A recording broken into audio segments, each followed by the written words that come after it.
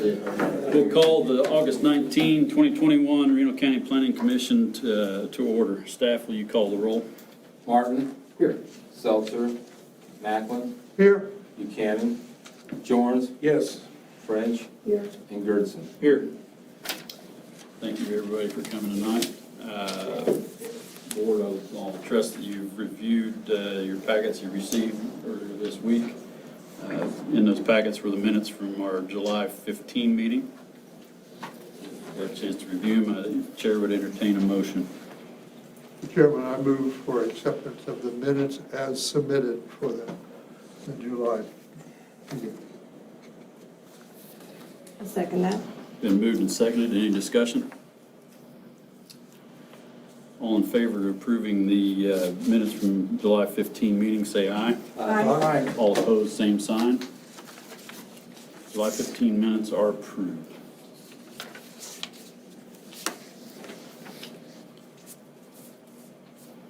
To protect the rights of all parties involved and to give an opportunity for everyone to speak, the Reno County Planning Commission follows a specific procedure outlined in the handouts in your chairs. During the hearing, there will be an opportunity for comments from the applicant, the planning and zoning staff, and members of the audience. Members of the Planning Commission may ask questions or request additional information at any time. If the Planning Commission makes a recommendation after tonight's public hearing, this case will be presented to the County Commissioners within approximately 2 weeks.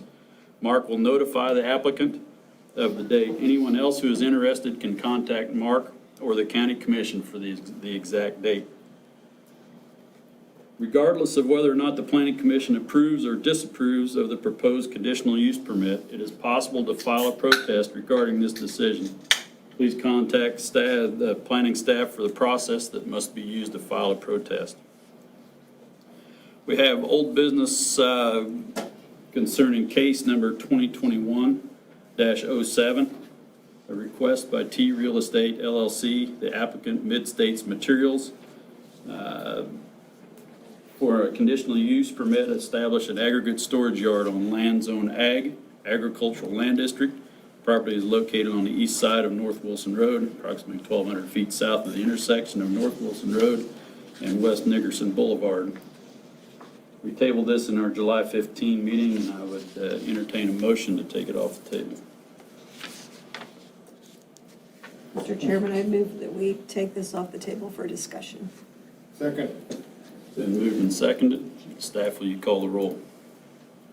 Martin. Yes. Macklin. Yes. Jorns. Yes. French. Yes. Gertson. Yes. I'll now formally reopen the hearing regarding that case number 2021-07. Have any planning commissioners had any contact with the applicant or anyone else involved? No. No. Does any of the commission members have any conflict of interest? No. No. Okay, thank you. Would the applicant please step forward? State your name and address for the record. You have 10 minutes. Good afternoon. My name is Rich Eckert, 1800 Northwest Brickyard, Topeka, Kansas. Are the printouts coming pretty quick? They're coming out. Yeah, they should be. Okay, there's a couple of important changes to my last presentation. Of course, we took all the questions that was asked, and I'm not going to redo the presentation for obvious reasons. You've all heard it, but I did want to talk about our changes. In lieu of having those documents here, I'd like to start by nailing down our operating hours. We've cut back the proposed operating hours, and our new proposed operating hours are Monday through Friday, 7 to 5, and Saturday, 8 to 12. So that's what we request today.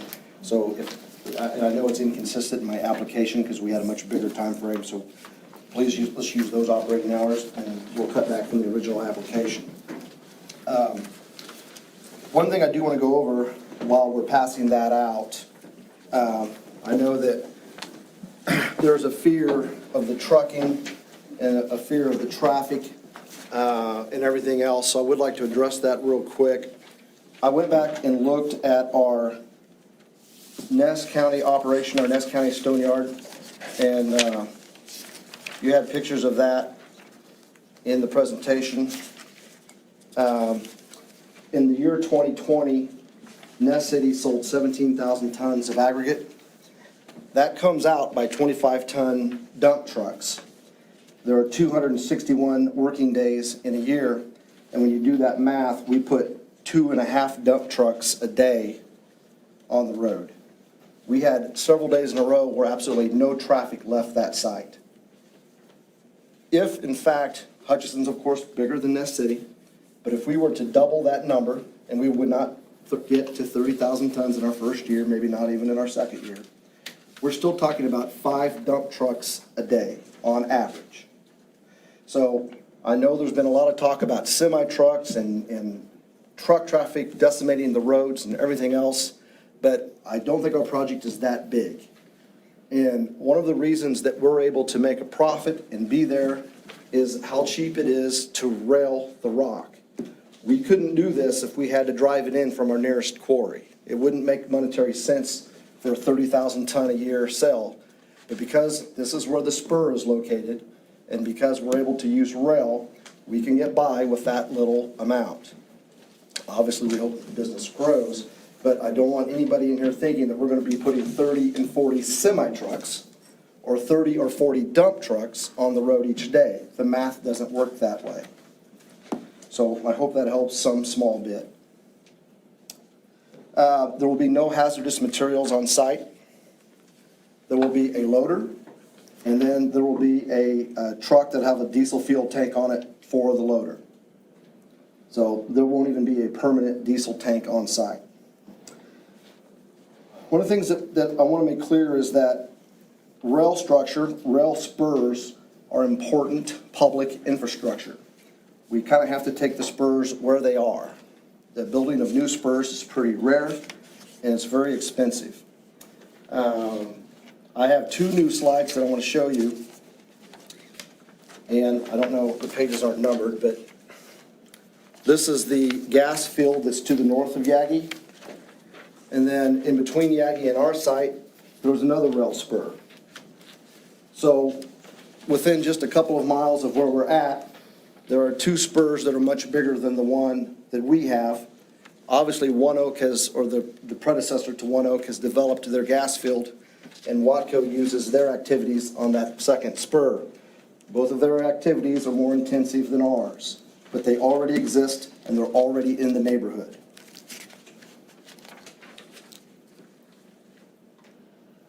Again, if the complaints are about the rail spur, that's not what we're here for today. We can unload rock on that rail spur tomorrow without a permit. If we're denied today, we'll probably just start looking for another piece of property. The problem is, the further away from the rail spur we get, we are adding miles to truck traffic. This is right next to the rail spur, which from the traffic standpoint makes it a very safe site. So I've been in contact with the township. I talked with RJ Wenzel, who I don't think he's here. RJ's there. What we told RJ is from where we cross the road to the stop sign, we will maintain that going forward. Truck traffic will not be allowed to take a left onto Wilson Road. We'll put signs up. If a driver violates that, we'll get on them. There is, of course, the possibility that someone might want to buy aggregate to the left, which case that's perfectly fine. But we won't permit trucks to turn left on that, and we'll take care of the road from the stop sign to where we cross Wilson Road. We also, sorry. Somebody have a question? Sir? It's not my time yet, I'll wait. No. We also had a conversation with the city of Hutchinson. Today, we met with Brian Clinton, who's the Public Works Director, and we met with 2 other people from his department. We went over how our proposed stone yard would work and talk about going over the levee. And they've already contacted the Corps of Engineers. They did not have an operational problem with what we want to do. What they would like to see is that we have a contract with the city of Hutchinson for how the maintenance of the levee will work. And what I suggest to you tonight is that make that part of the CUP that we can't operate until we have an acceptable agreement with the city of Hutchinson. So I hope that takes the concerns of both of those governmental entities into concern.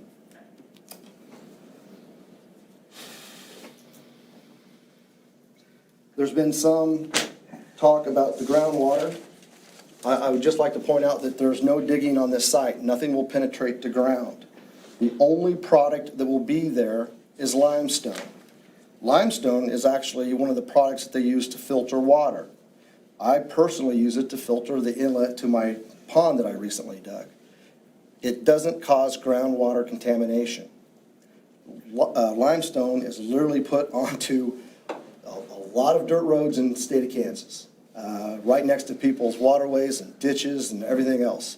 So that's the only product that's going to be there is limestone.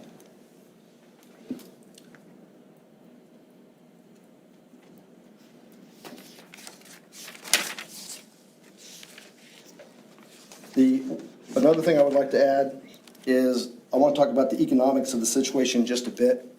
We're going to be able to bring 3 or 4 different products to this county. Right now, you have one aggregate provider. You might have multiple retails, but you have one overall provider. That provider trucks their aggregate in from the east. Our materials will be materials suitable for chip and seal, used in asphalt, used in a variety of other products that we can bring, even riprap, such as that. We'll be able to bring that in cheaper. Right now, you have a bit of a monopoly going on. We're going to be able to provide a different source and hopefully have a better price for the citizens of this county and for the governmental units. And I want to get that in on the record before my time is up. With that, if you have any other questions. Oh, yeah, and I do have an updated site plan in your materials. It kind of explains how where the truck scales will go and how we're going to operate that. We're only leasing 12 acres. It's it's more than enough to contain everything that we need to do.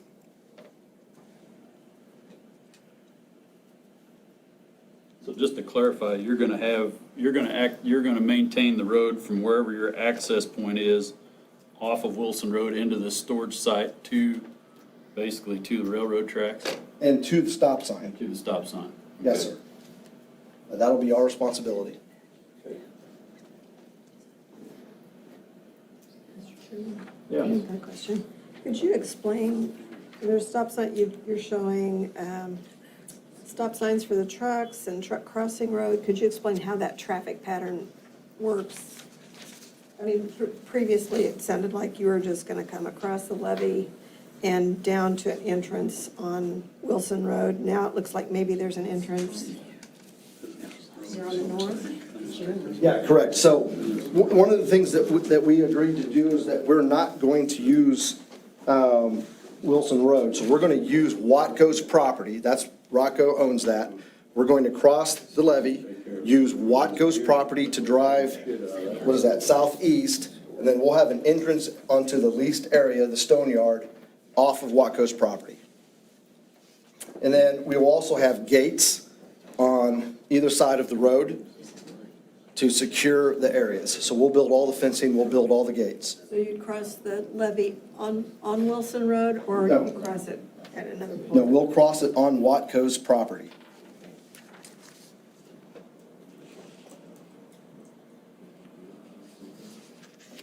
You talked about 5 trucks a day leaving the site. What kind of traffic would you anticipate going from where you offload the rock across Wilson Road? So I think that spur can only hold about 16 to 20 rail cars, somewhere in there. So we'll bring those rail cars in and we'll use the same type of dump truck.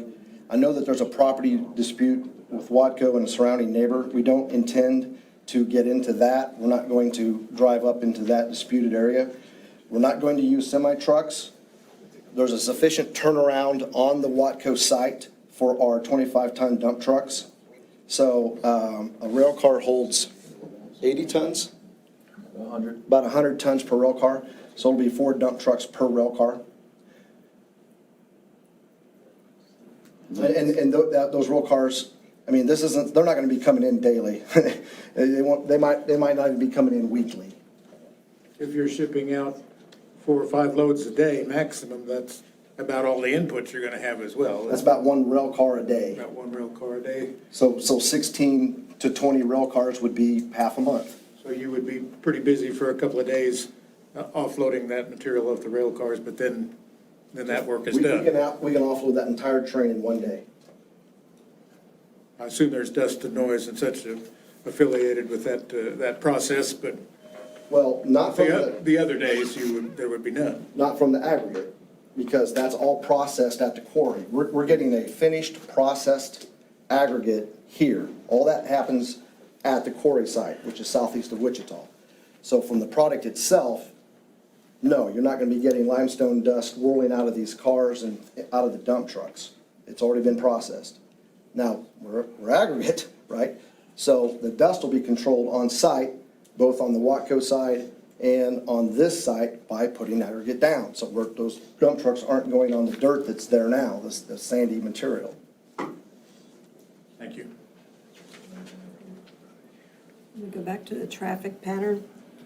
So they'll go in on, when they'll access that rail spur on the south side of the levee?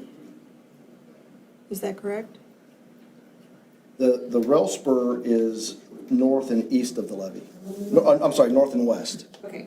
So they go in on the north side, and then they go along the levee on the north side, and then they cross the levee on the east side of Wilson Road, is that what you're That's saying? correct. Okay. And you have given us several pictures, and I'm sort of, is this first picture here, is this the one I should be referring to, or? That's what I've been looking at while I've been talking with her, yes. Okay. So when you hit that entrance, these trucks will make a counterclockwise turn.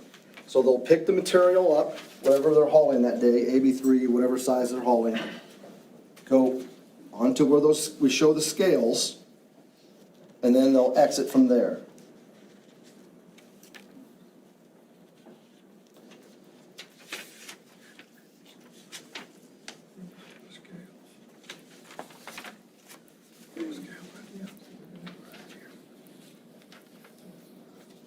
Any other questions for the applicant? You said you'd have 4 or 5 different products. Is that just different size Correct. of the same basic Yes. limestone? And it's sized in inches, like 7/16 chip and seal, 3/8 aggregate. They're just sized like that. Okay. And again, I want to point out, I know there's been talk about Nickerson Road, but this site is perfect because we access the highway, not because we're accessing Nickerson. So the vast majority of our traffic, again, will be accessing to the highway, not going up and down Nickerson, unless someone who lives there orders our product.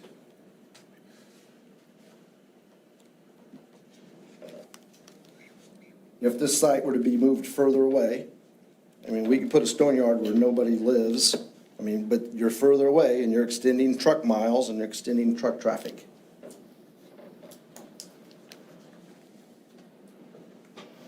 And we'll still be trying to look for a way to access the highway, so we'll still be coming through an intersection somewhere. But this is the best site due to the location of the rail spur.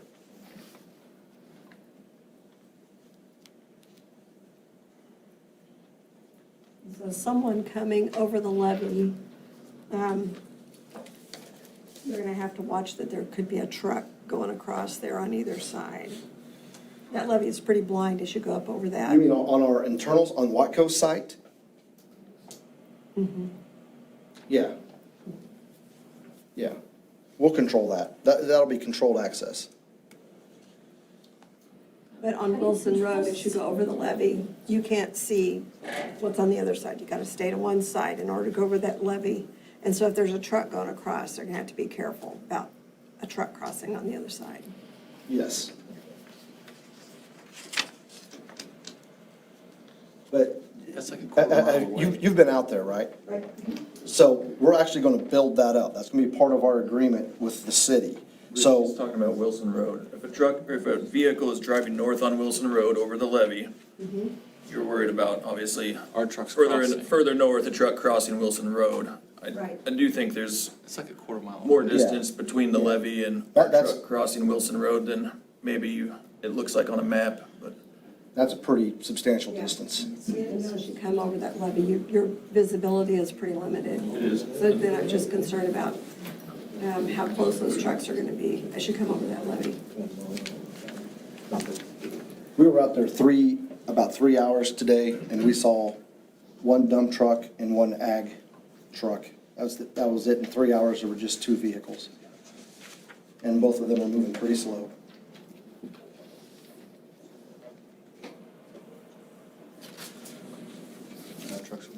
But again, we're not gonna take a left out of the stone yard, so our trucks won't be crossing the levee on That Wilson. point. Yeah. So your trucks on the railroad right-of-way will be stopping each time they come up to Wilson Road? Absolutely. We'll put stop signs there. As you can see, we put red dots. Those signify our stop signs. Who's regulating that? We will be. So somebody's gonna be on site watching these trucks to make sure they stop each time? Well, we're not gonna have someone who just sits there at that point all the time. Yeah. That's fine, I kind of shotgun you here, but you see our concern. No, I see, but I mean, the people driving these dump trucks are they have CDLs. They're professional drivers. If they're ignoring stop signs, they're not gonna be CDL drivers very long. And they're not our employees. If they're causing trouble, and they're causing trouble for our stone yard, we're gonna make sure they can't buy here anymore. I'm talking about your offloading traffic. I'm not talking about the trucks that are coming in to buying your aggregate. Sure. I'm talking about your offloading traffic. That's an even better situation. If one of our employees is running stop signs, they're not gonna be our employee very long.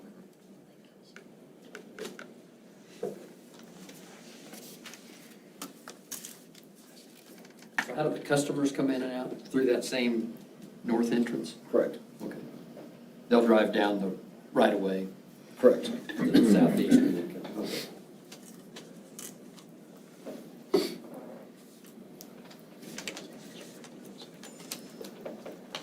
Let's clarify, Jack. You were saying the customers are gonna be coming down the right of way and entering your property? The vast majority of those dump trucks, Mid-States doesn't own dump trucks. We- Well, are you gonna, so your customers are gonna come down the right of way to enter the railroad right of way? Correct. They're not gonna come down Wilson Road, you're not gonna have an entrance off of Wilson Road for Correct. this property? Yes. That's one of the things that we changed to make sure that the township was fine with what our activity is. We don't want to cause damage to that road.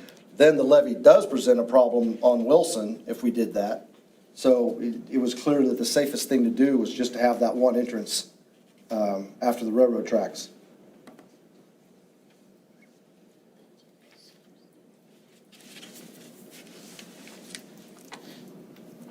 So both offloading and your retail is coming through the same gate? Correct. Okay.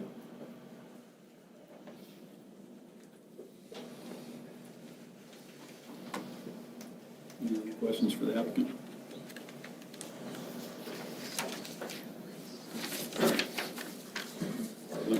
Dan, any other questions for the applicant? Not at the present time. Okay, thank you. We may call you back for some other clarification. Is there any, see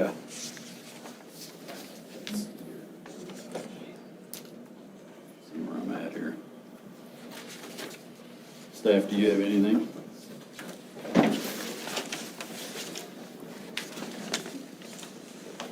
Mark Von Atchen, County Planner. I'll make a few comments, Board. Again, this is all new material submitted for the file, so I don't have a prepared staff report for the Board to review, obviously before the meeting or even right now. Looking at their site plan, you know, they're still going to use the same rail spur that's located on the west side of Wilson Road. Now, it looks like the trucks are just gonna cross Wilson Road and go down railroad right-of-way right now and into the site. Okay. If you look at the site plan here, they've got a proposed berm that extends the full length of the 12 acres that they're proposing to lease. And So there will not be an entrance on Wilson Road for the public or for people delivering aggregate to the site. Everything is gonna go down the railroad right-of-way. So that being said, I wanna try and refocus the board a little bit here that railroad right-of-way, we don't have any control over. That spur is existing right now. They can use that spur and they can offload vehicles, they could offload grain, they can offload anything that they want to offload on that site and come out onto Wilson Road to deliver that product. We don't have any control over that. There's not a planning process that they have to go through to do that.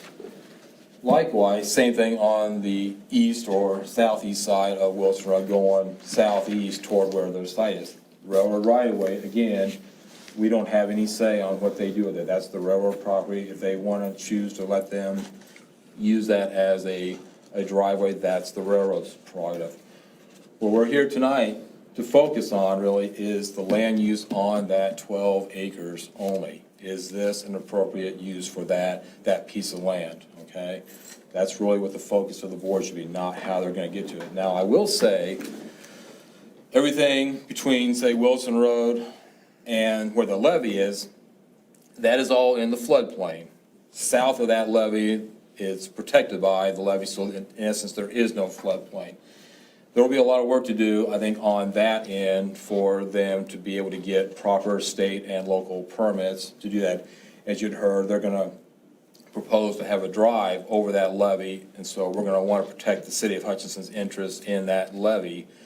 And so they're also gonna have to have that engineered, and that's gonna have to be approved by the State Division of Water Resources and by me, and so that's gonna be a big component of there.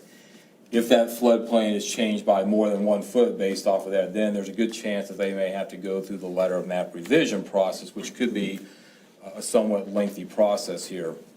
We won't know that until they get into the design of that road, if this is approved. We as a board would not want to require them to provide that engineering data right now. I think what you heard Mr. Eckert say is if you choose to approve, you could approve it subject to having a local agreement with the city of Hutchinson that they approve of them driving over that levee. We don't know, I don't think at this point in time right now, whether the Army Corps of Engineers has to get involved with this approval. Again, this is a certified levee here. The city of Hutchinson, through the Army Corps of Engineers, is charged with maintaining that levee. And so they are not gonna be able to do anything without probably at least contacting the Corps of Engineers to make sure that they're okay with those plans. We would also probably send those engineered plans to the City of Hutchinson Engineering Department to have them review that and make changes, but you're right, Ms. French, that the traffic is both ways. It's gonna go down the railroad right away and then up and over the levee. Obviously, if you know what the levee looks like and you've been out there, you're not gonna be able to drive semis over there. You're not gonna be able to drive dump trucks over there. Not even hardly a vehicle can drive over there. So they're gonna have to do some work with making sure that that is a safe route for their trucks and everything to get over there. So there's some work on that end, they have to do on that. So that's what it looks like right now from their site plan. My previous report from July 8th, I had conditions of approval in here. You may want to add additional conditions of approval if you choose to go that route, but really your options, right now are you can approve of the request and send it on to the Board of County Commissioners. You can approve it with conditions, either what I have listed here, or add additional conditions. You could also deny the request. And lastly, you could table this request. You've heard a lot of information here, and I apologize for not having, the PowerPoint up, but if you feel like this is a lot of new information and you want to think about it and review it some more and not have to be making a decision tonight, you certainly have that right to table this request again. You can take additional testimony tonight and then close that public hearing portion of this if you want. I would probably advise you maybe if you want to review this and have additional questions, you may want to come back and have that public hearing open to ask me or ask the applicant additional questions. But that's certainly the board's prerogative right now to do what you want, with this. Mr. Britton and myself, we're here to assist you on any kind of technical questions that you may that you may have, with this. So, with that, I would stand for any questions that you may have. So if we did table it, you would then have time to prepare staff report and recommendations. Yeah, what I could do is Based on this handout. I would go back through my report and review what I have written, because you recall, we had some confusion on the first part of the testimony back in June, where we thought one thing was happening and it wasn't. So my report was based off of that information or misunderstanding, and so I would probably go back through my report and see if there's any revisions. I would review the site plan here, Don and I, we review that, see what we would have as far as potential conditions of approval, or we may have a different opinion. We had a recommendation of approval on this initially. We would review this new information here and be able to get back to the board a revised staff report, so you can see where staff stands, on this. But it's strictly the board's decision. If you would want to make a decision tonight, you're perfectly welcome to do that.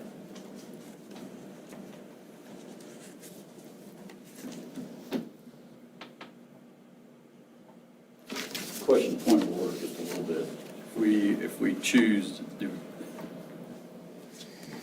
I'm a little bit confused on how we want to do the public hearing. We've let the applicant speak. We obviously have some folks from that area that want to speak. Do we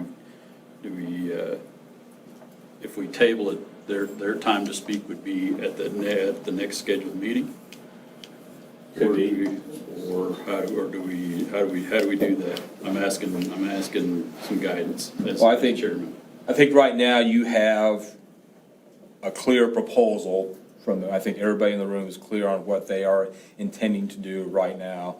So I think what the board could do is you could allow additional public testimony based off of this new information here.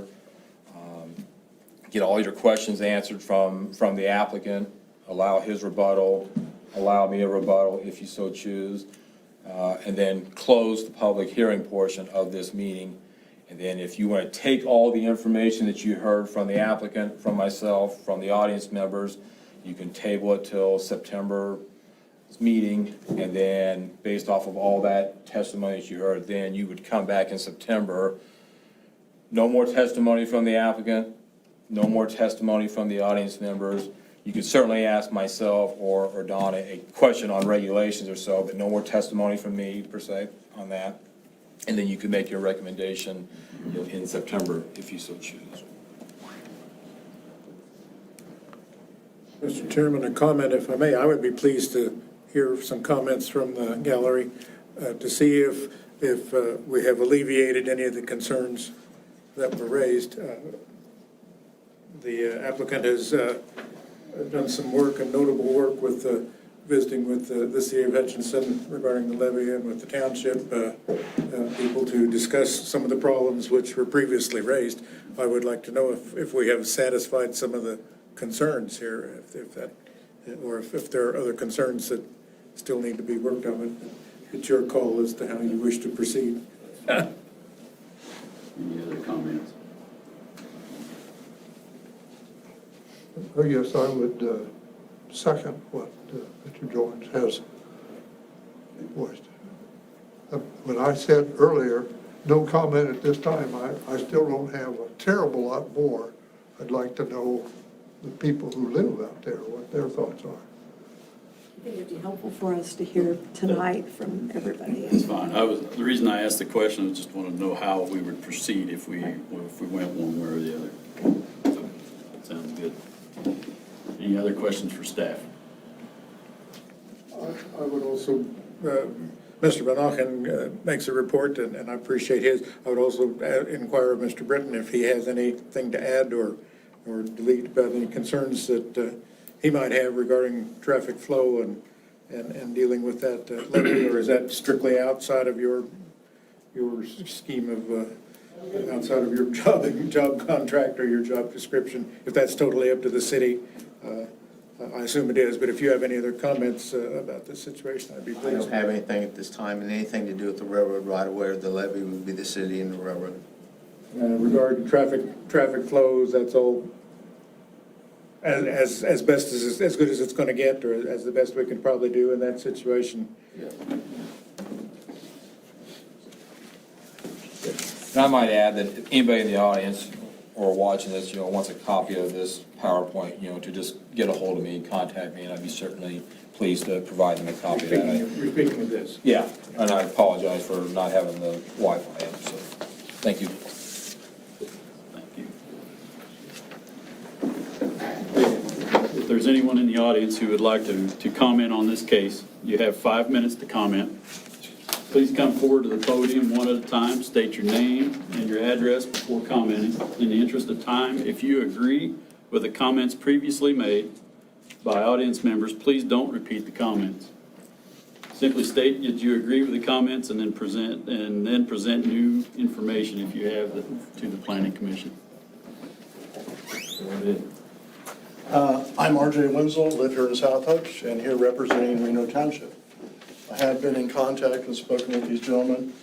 There's just 2 or 3 points I want to make sure that you have right. I don't like the term stop sign, because a stop sign is farther back than the edge of the asphalt on Fifth Street, and there's a lot of potholes already that they've assured me they will take care of. But if they went to get technical and use the word stop sign, they would probably have 10 foot they wouldn't have to touch. So I would like that changed from stop sign to edge of the asphalt on Fifth Street. As far as traffic, I am okay with what they've presented to us going across the railroad right away. That road is built out of ballast. It is really solid and hard.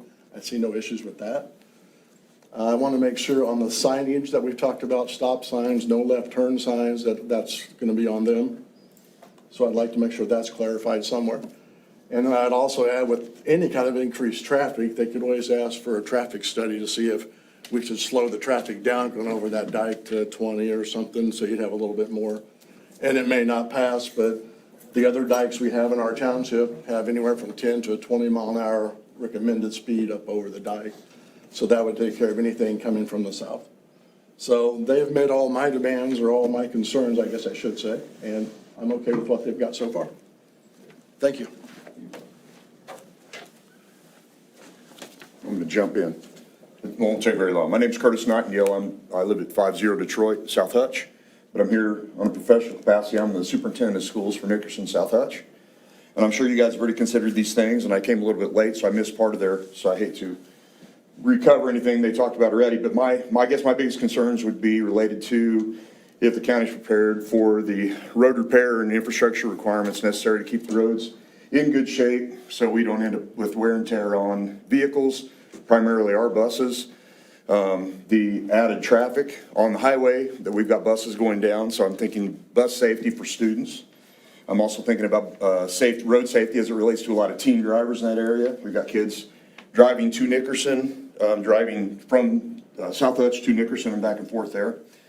And then it's a large agricultural area, so you're going to have a lot of, you got teen drivers driving agricultural vehicles as well. And so be a little bit of concern there related to that, mixing them in with commercial heavy trucks, hauling gravel and rock, et cetera. And finally, I just, having been a former commission member, I know you look at it as a tax revenue benefit versus your infrastructure and environmental stress on the area would just be another area that I would be concerned about. And again, I don't necessarily have too big of a weight to carry in that. I'm just more concerned with bus safety for our students. Does your bus use Wilson Road? I'm sorry? Does your bus travel on Wilson Road? No, but it does go to the highway. On the highway. Yeah, on the highway where they're going to be accessing on and off. Thank you. Hi, I'm Lucinda Pelagian, and I'm at 4603 Nickerson Boulevard. I own Yagi, the property that is directly affected. In the initial proposal, they said that it was all irrigated land with no homes, and that obviously is not true. We have 2 homes there, and it's been a large investment that my husband and I have made. We've invested a lot in this community. I was born and raised in Hutchinson, and I would just hope that you would take into consideration I understand the issue with the railroad and that they, have the right to do what they want with that spur. I do own the property 50 feet from that spur, and that doesn't allow a whole lot of room for these large trucks to be turned around to go back to Wilson Road from where they're offloading. But as far as, this is all zoned ag, and it's been a quiet community out there. And I just hope that you take into consideration the people that live there and that have their whole livelihood invested in there. And we can't change, I can't move my historic farm that I have invested a lot of time and blood, sweat, and tears into. And this, I hope you all read my very passionate letter that I wrote. Truly, this would just crush everything. I think the noise is a huge issue. I know that Mr. Eckert, if I'm saying your name right, says that, the ag will already be processed, but that doesn't mean it's not going to be loud when they're offloading it off of these trains and into the trucks. It's going to be really loud. And we have people, that come from all over the nation at this point that are coming to this beautiful, quiet country setting for weddings, for funerals, for family gatherings, reunions, college friends that are uniting to enjoy the peace and quiet of the country, which is why we invest there. And this is going to destroy that. We're zoned for ag, and it's not a place for this kind of an industry. The purposes of zoning, as you know, is to protect the public health, safety, and general welfare, and the character and stability of the area. And I know they can find another place, and I just don't think this is the right spot for it. I think it will affect the value of our property, the value of everybody's homes. The noise level is going to be horrific. The pollution, there's going to be dust. You can't tell me there's not going to be dust. Wind blows. And the safety of the people that live there and the children and the area that, in that circle that were notified, the people were not very many. There's an entire row of homes on West Nickerson Boulevard right across the street from me that didn't get the notification for this hearing. They are going to be right there. There are homes that are so close to where that railroad spur is. And, it's, whether it's fair or not, it is what it is, but it just seems pretty unfair to them too. And even if their trucks cross over Wilson Road to go to, the 12 acres, that turnoff of Nickerson Highway is right there. And they're saying they're not using Nickerson Road, but Nickerson Road is what gets you to the highway, and it's a double-blind curve. Everybody knows that if you've been out there. And it is going to be dangerous. And I really want to preserve and protect what I have invested into this area, into Hutchinson. And I beg you to please disapprove this proposal for a conditional use permit. I just don't think this is the right spot for it. It's going to destroy our beautiful country setting and everything that I've worked to build.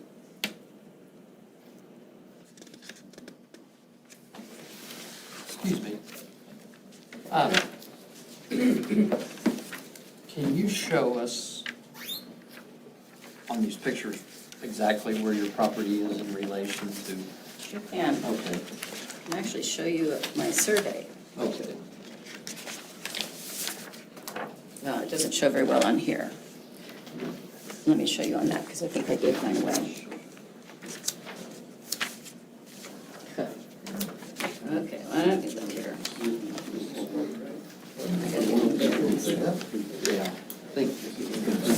So you want to know where my property is?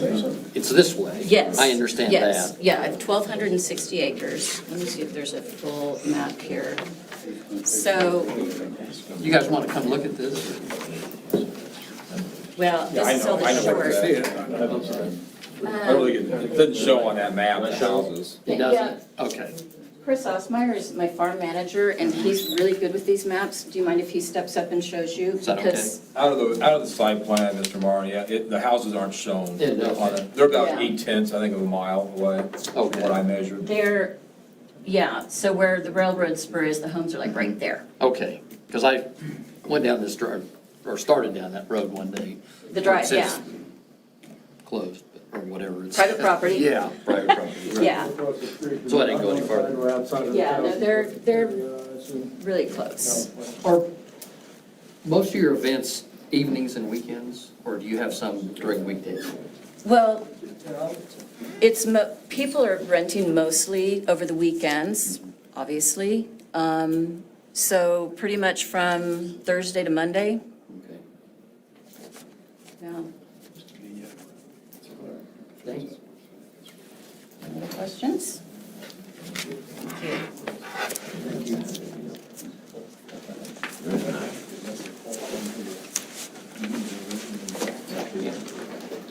My name is Bob Peel. I live in the city of Willowbrook.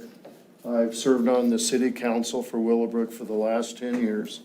And we have 36 homes which are within a mile of this particular intersection.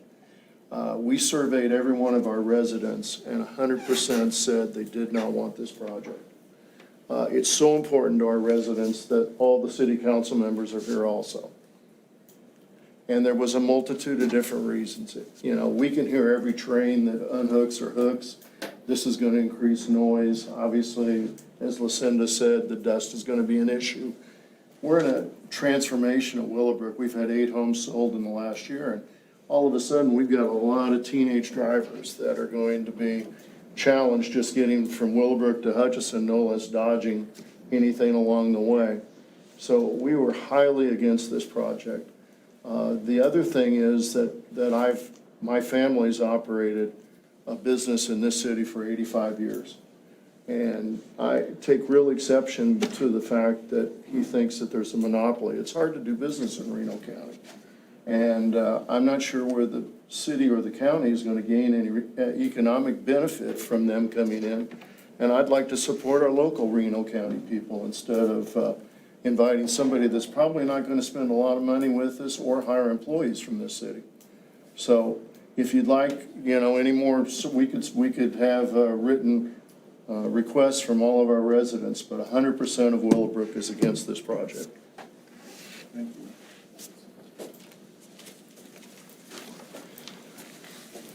My name is Tim Ayers, and I have the property that's just south of that lot, the first house to the south of it. And with what Lucinda had said, I feel the same way as far as the countryside.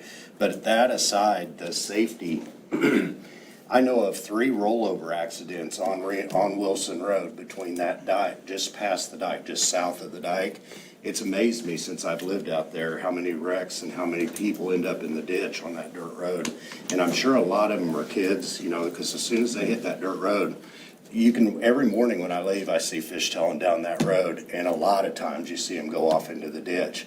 But one day I left my driveway and there was a car resting in the tree row beside my house. There was a rollover accident within the last 3 or 4 years on the other end of my tree row in front of my house. And this is in the middle of a wide open area, you know, but people get crazy going down that road. And it happens day and night. And then as I pull up to that intersection on the blacktop on 96, I guess it's not 96 anymore, but they don't do a very good job of maintaining the edges of that road. There's always dips in that road or drop-offs on the edges. And I've seen, there's been a number of wrecks just right at that curve. I know I've seen a lot of those myself, and even to the east of it. So yeah, I think that maybe has been overlooked. There's a lot of rough traffic there. And when you turn off of Wilson Road, headed back into Hutch, you almost can't go fast enough to be ahead of somebody coming around that curve from the east or from the west. They'll be right on top of you in a heartbeat. So I would be probably more concerned about the safety of it all than anything else. Your address, sir, for the record? 2314 Wilson Road. Thank you, sir.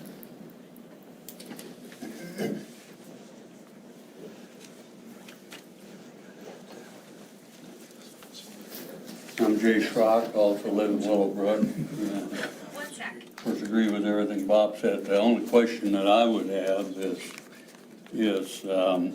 Still working.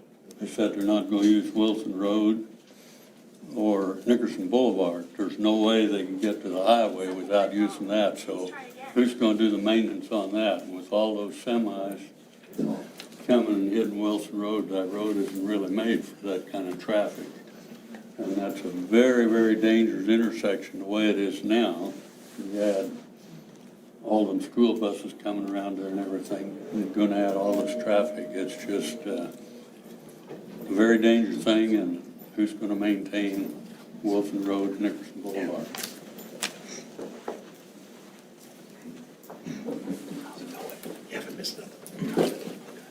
Yeah, I'm John Wilden, and I live in Willowbrook. Go by that thing every day. Had a lot of experience on the railroad. You are going across the railroad and stop at a stop sign in a heavy truck with blind traffic. There's no way this makes any sense. There's nothing safe about it, and adding heavy truck traffic is just wrong. There's too many other places to do this. But I'm sorry, you guys are asking for trouble, putting big heavy trucks on a short, that railroad doesn't even have crossbucks. I mean, all it has is crossbucks, doesn't have the big arms. Those out-of-town trucks don't know any better, and that's a switching yard. You can't put traffic in that situation and expect it to be completely safe. It just doesn't work.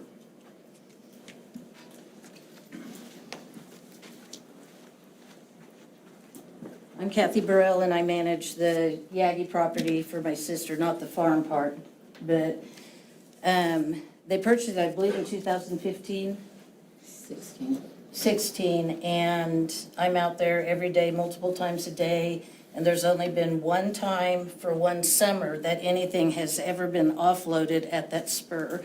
They're usually backed up in there and they're parked, and then eventually they move out to the other line. I don't know where they take them to, but the only time that anything has ever been offloaded at that spur was at that time. And so it's not like this is a place that has frequently been used for offloading. They back the trains up, they unhook them, they go, and they come back days later and pick them up. So that's just my only comment.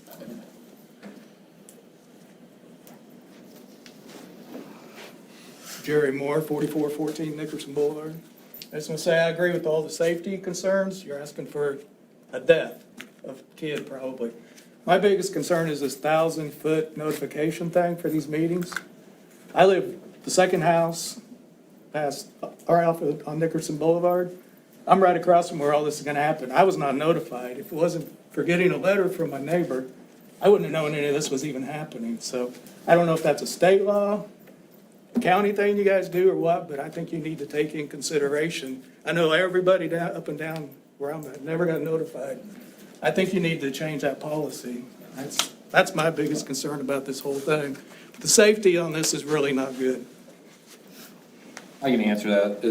It's state statute that says we notify everybody within 1,000 feet I of the think you property need to look boundary, into so- that because everyone up and down there should have been notified because When you we live in the probably are country, you more. don't live close to You're it. right there where they're offloading. They got notified and they're not really there, Yeah. so. Just, well, that's it. Randall Smith, I live on St. Elmo Drive. My concerns also, with the safety. I know we didn't get off on the right foot last time. It was all kind of sprung on everybody, but I think everybody can also agree that a big concern here is I could have paid half for my house in town. I didn't. I chose to spend extra money to live in a rural community so that I didn't have the commotion and the traffic of being in town. Their convenience and profitability is not my concern. The quiet community that I live in is my concern, and I would like to keep it that way. Otherwise, my investment has just gone out the window. Like I said, I could have bought the same house in town for half the price. I don't want to be around the commotion and the traffic of industry. That's why I live in the county. I think everybody else feels the same way.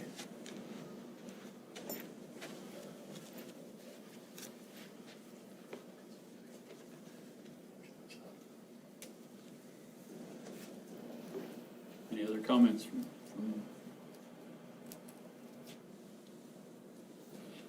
Does the applicant have any rebuttals?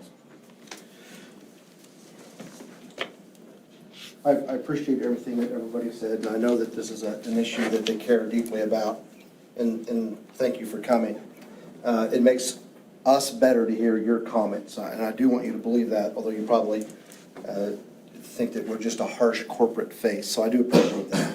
In listening to the comments, I think we can add one more thing to the CUP, and that's that we promise that we won't offload the trains on Saturday, even though we're going to be open on the Stone Yard itself, but we promise not to offload any trains on Saturday. A lot of what we heard was, again, a dispute with the spur itself. So I just want to, again, note that. I mean, the spur is what it is. It's very important. It's vital public infrastructure. But we can offload rock on that spur tomorrow. The problem is, and I appreciate the comments about traffic, but if we're forced to look for another site, we're not going to find a site this close to that spur. We're going to be further away. And while that might make the people who live here feel better, it does increase truck miles and it does decrease public safety. You do want our trucks as close to the spur as you can. And one thing I noticed, someone said that we'll have out-of-town drivers. I want to clear that up. The people that will be hauling our material will be local people. We ourselves won't be hauling our own dump trucks out of this site. It'll be local, third-party independents, perhaps. It could be a county public works. It could be city public works. But all those drivers will have CDLs, and those drivers will be, more than likely, local drivers.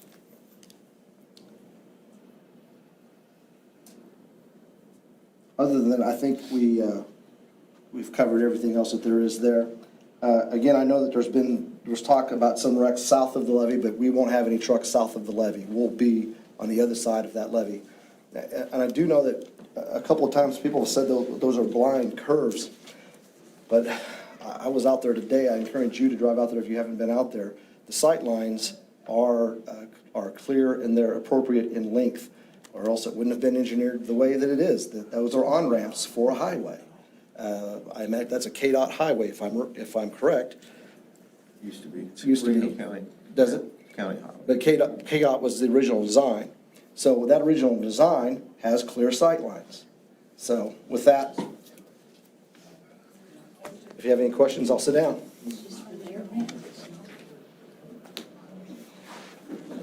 Staff, do you have any rebuttals?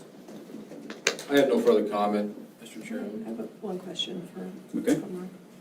Mark, have we heard anything from the residents that's just on the north side of the levee? Be adjacent to that? North side of the levee. I think there's a residence there, is that right? Yes. On your, which number, do you have your numbered? It's Number 2. No, I have not had any personal contact. I think you heard testimony a couple of months ago from the applicant that they said that they spoke to those people there, the owners of the property, and I believe they spoke to the renters, and they didn't have any issues with this. Yeah, nothing personal for me.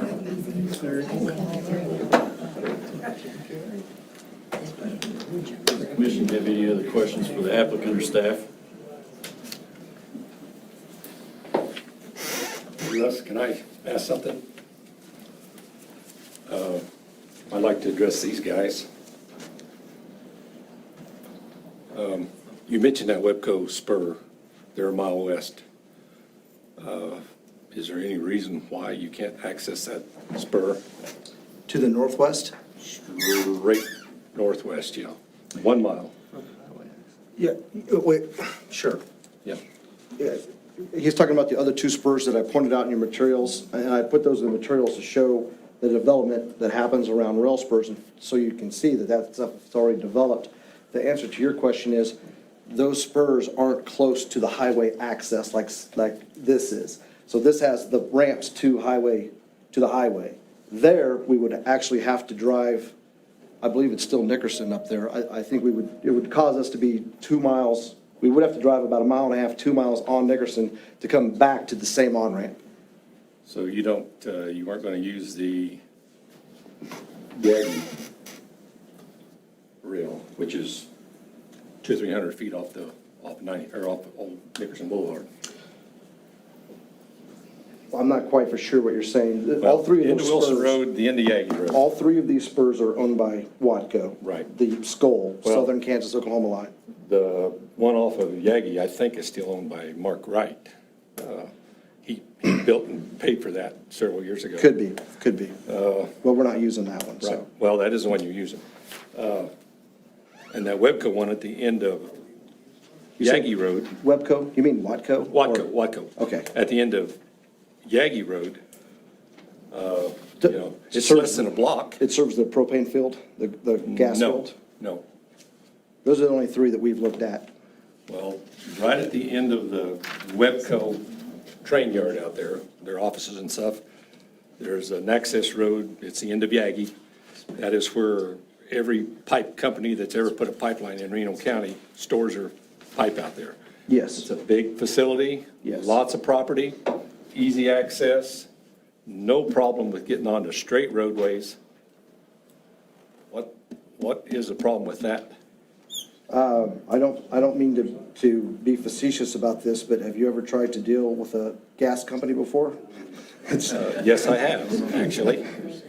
So we have called them, Okay, well, and we have talked to them, and we don't have an answer back, and it's been quite some time. So I wasn't gonna say that at this meeting, but we looked at, just to be clear, we looked at several sites in the county. I mean, we went up and down, looking at every spur on a Watco line in this county. Yes, sir, we did look at all that. Yes, we've even made inquiries to other ownership groups. Yes. So we've looked at all that. The unique thing and the best thing about the site that we're proposing is how close it is to the highway intersection. What if your house was right there? How would you feel then? so even though the other one is just as close, the gas company is the holdup? Yeah, I haven't gotten anywhere with the gas company. That's a fact. So what questions have you asked? That's not, that doesn't have Well, anything here's to the do. thing, see, The point is, yes, we've contacted several owners, we've run down our homework on several spurs, and this is where we're trying to be, because this is the best site in terms of safety, in terms of closeness to the highway. I don't know what else to say, sir. well, in terms of safety, it's the worst. It's not when you safe. have- There's how many kids that are gonna be involved, school buses are Can we involved. get the name of the gentleman? Rick Vanderpool. I'm sorry? Rick Vanderpool. Thank you. And your address was, for the record, what was your address? 2710 St. Elmo Drive. Thank you. It's a street. Does the board have any other questions for staff or the applicant? Contemplating, Lisa. I don't think I have any questions. I mean, I'm very concerned about safety and noise, and but I'm also looking at the fact that the applicant has addressed, as far as the road issues, I think, as far as maintenance of the road, I think that that's been addressed. And then I'm looking at it wondering how much authority we have to address that cop when actually that action, the offloading from the rail spur could happen if he just finds another spot. So I feel like we need a little bit of time to mull this over and see where it needs to go. If we're done with our, let's close the public hearing, or is that what you're saying? Yeah, or I would like to be able to ask Mark additional questions at a later point. If we can do it some way that we can do that. If we close the public hearing, then for the record, everything we could still ask Mark questions for clarification. But for the record would be closed. Yeah, so are other members of the commission, would you be interested in being able to ask additional questions of the applicant down the road, or you feel like we're at a point where we have the information we need from them? don't know what other questions I would have down the road, but they may come to me if we have some time. But right now, I'm feeling fairly satisfied. I mean, what I'm seeing is that if the applicant found another location for their storage yard that's just right in the same neighborhood, it'd be the same issues. The same issues will facing. pop up. Yeah.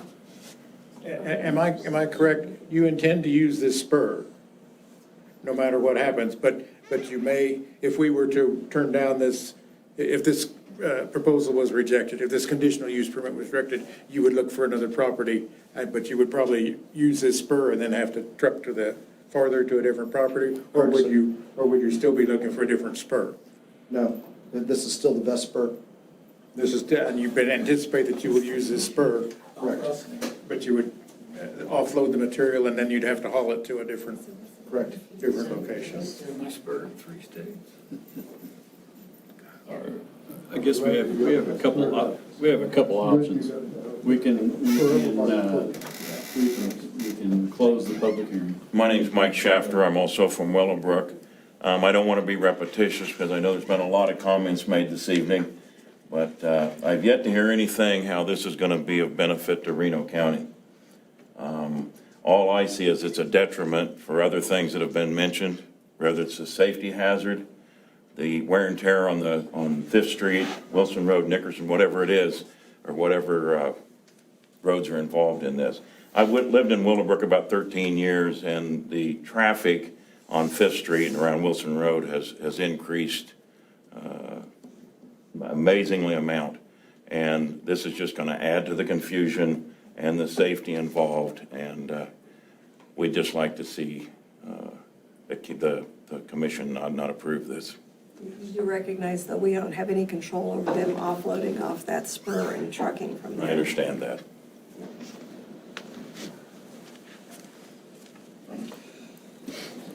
So I guess to answer your question, Lisa, we have two options. We can close the public hearing and then move on with our discussion and ask for clarification from staff. Or we can table this, which would leave the record open. So I guess we've got to decide as a commission. What's your wishes, Harley? Well, for the first time, I think I understand what the applicant's plan is. I have heard boldly the people who live in the general area, and I think I understand that too. What I would like to do is go out there and drive the area now that I understand it, and therefore reach a conclusion in my mind. Do I vote to approve or disapprove? But right now, I don't feel that because I just within the last 45 minutes have reached a conclusion about what the plan is for the applicant. And where's Willowbrook located relative to this, and where's these special homes that you have out there? I've heard about those before. I'd just like to, before I would vote, I would like to go, now that I understand the plan, go view the site in great detail. Would you want the opportunity to talk to ask the applicant questions after that? I doubt it.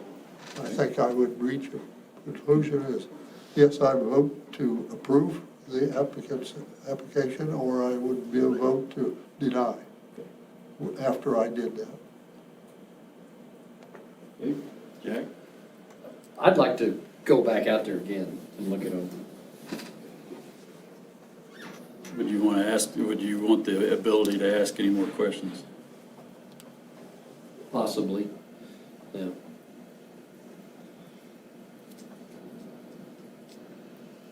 Okay. So, from what I'm hearing, I believe our option is to table this to our next scheduled meeting. Is that an appropriate action? You can certainly do that, or you can close the hearing, and if you close it, then, the record's closed at that point, and, you won't have an additional staff report.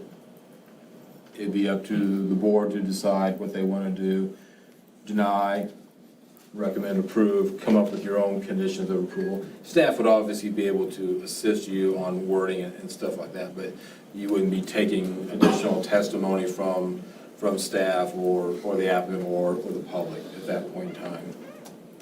I think I would prefer that we table it with an additional staff report, the opportunity for us to ask additional questions. You know, right now, we've asked what we can think of, but I think maybe once we look at it again, there'll be some things that'll come up. Mark suggested that there were several other things that he put in after he reviewed it again, he put in a staff report. I guess I'd like to see that too. See that all in writing. I don't know what would essentially change. I'd have to review that. A lot of the stuff we probably say, but there might be some few things. Because I have things in there about the traffic on Wilson Road and turning south and doing that, I think. And so obviously that doesn't apply anymore. As far as the golden factors, I don't know how much of those factors would be modified by me based off of this new proposal. So, I think, it's certainly the board's option, to leave it open. And you don't have to allow additional testimony. You can get to the point in the hearing where you want to hear my staff report or at least read my staff report and discuss any questions that you have on that updated staff report.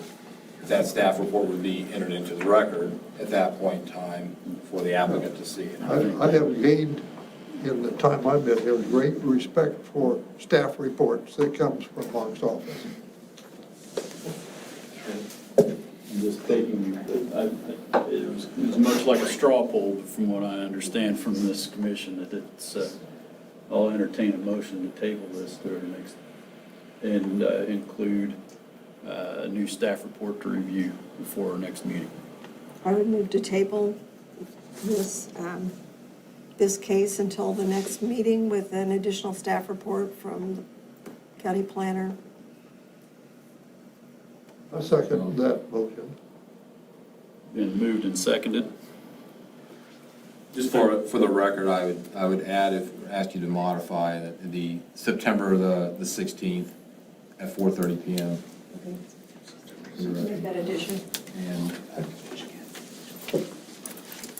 you'd like an additional staff report? Yes. Any discussion? Second, who seconded? Harley. I did. Who seconded the modification? Yes. Please call the roll, staff. Martin? Yes. Macklin? Yes. Jorns? No. French? Yes. And Gertson? Yes. Okay, case 2021-17 is tabled until September 16th.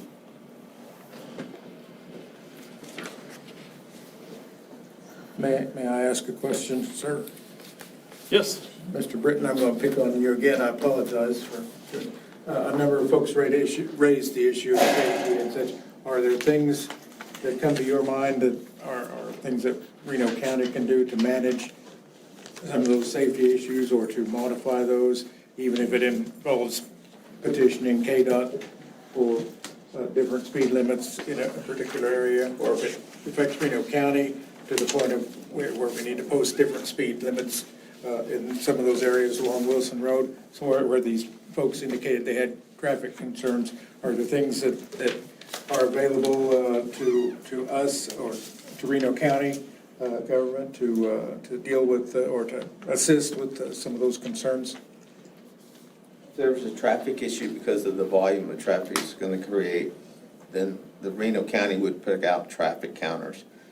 And Reno County is the one that gets the resolutions and determines what regulatory signs go up or any kinds of signs on that Reno County road, not the state.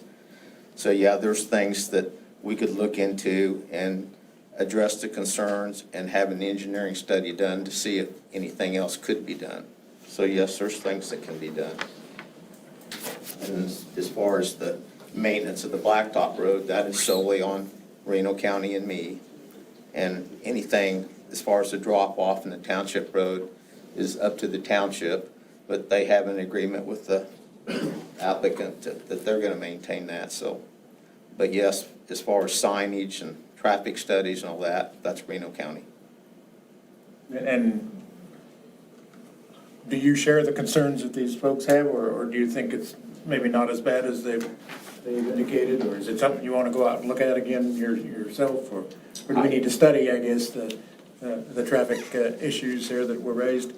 Well, I think traffic concerns are valid, but there's always traffic concerns, so I don't agree or disagree with anything. I would probably, now that you're gonna table this, probably go out there and look at the situation again. Probably take Mark with me, and I'd go look at it too, as far as the road and the traffic and the signage, and come to my point of view on that. Thank you. Safety of our residents in the county is part of the concerns that we have on this board and part of the comprehensive plans that we look at. So I think safety is an important issue. On the other hand, 4 or 5 trucks a day is not a major increase in traffic flow, it seems to me. So, but if there are safety concerns, we may need to be posting some speed limits or some hazard signs of some sort, but that would be Reno County's bailiwick, their area of expertise to be concerned with. Yes. I mean, from my understanding, the truck traffic that's gonna be coming on to the Blacktop Road would be the trucks going in or coming out of buying it.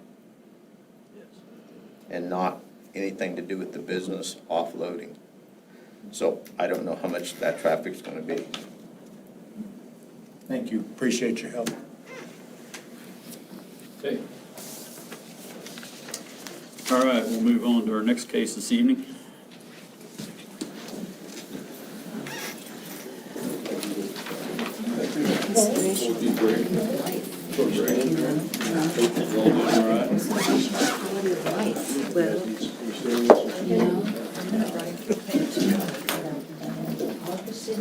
Waiting for a train there and see how much traffic it's. I think those roads are capable of handling a lot more heavy traffic. All right, we will formally open the hearing regarding case number 2021-09, a request by E&E Legacy Farms Incorporated, applicant Art Valley Electric Cooperative Association for conditional use permit to establish a 1 megawatt AC, 1.4 megawatt DC single-axis tracking solar system, solar farm on land zone ag land district. The property is located on the south side of East 108th Avenue, approximately 825 feet east of the intersection of North Sunrise Road and East 108th Avenue. Do any of the planning commission members have any conflict of interest with this case? No. Reach here, so. Do any of the planning commission members had any outside contact with the applicant? No. Okay. Applicant's already stepped forward, so state your name and address for the record, and you have 10 minutes. Okay, thank you. I'm Jackie Holmberg. My residence address is 22 Tomahawk in Hutchinson, and I'm representing Art Valley Electric. I'm the general manager of Art Valley. The address there is 10 East 10 South Hutchinson. I'm sorry, your name was Jackie? Jackie Holmberg, Holmberg.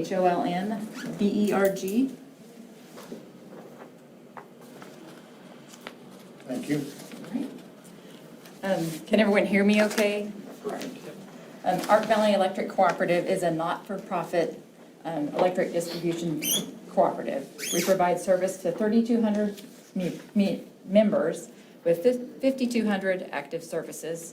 And the members of Art Valley are also the owners of the company, unlike a lot of the other utilities. We also are governed by a 7-member board of trustees, and the business model for their cooperative assigns the margins directly to the members at the end of each year in the form of capital credits. And they get the credit based on their individual electric usage. So all the cooperative's margins are returned to each individual member of the cooperative. As an example of how this monetarily impacts the members, last year, the Board of Trustees had approved a general retirement and capital credits of $1.2 million, and that was paid out to the members in December. And Art Valley purchases all of the power that we distribute to our members. Art Valley is one of 16 electric cooperatives that's a member of Kansas Electric Power Cooperatives. They're also known as KEPCO. KEPCO is also a not-for-profit. They're a generation and transmission cooperative that procure energy contracts for their cooperative members. All of the KEPCO member cooperatives have a wholesale power contract that was recently modified to allow the purchase of a small amount of renewable sources directly for our distribution systems, so just for our customers alone. Art Valley is one of 12 Kansas electric cooperatives working with Today's Power, which is a subsidiary of Arkansas Electric Cooperatives. They will install, own, and operate the solar projects for the participating electric cooperatives. Each system is contracted for a 25-year purchase power agreement with additional 5-year options.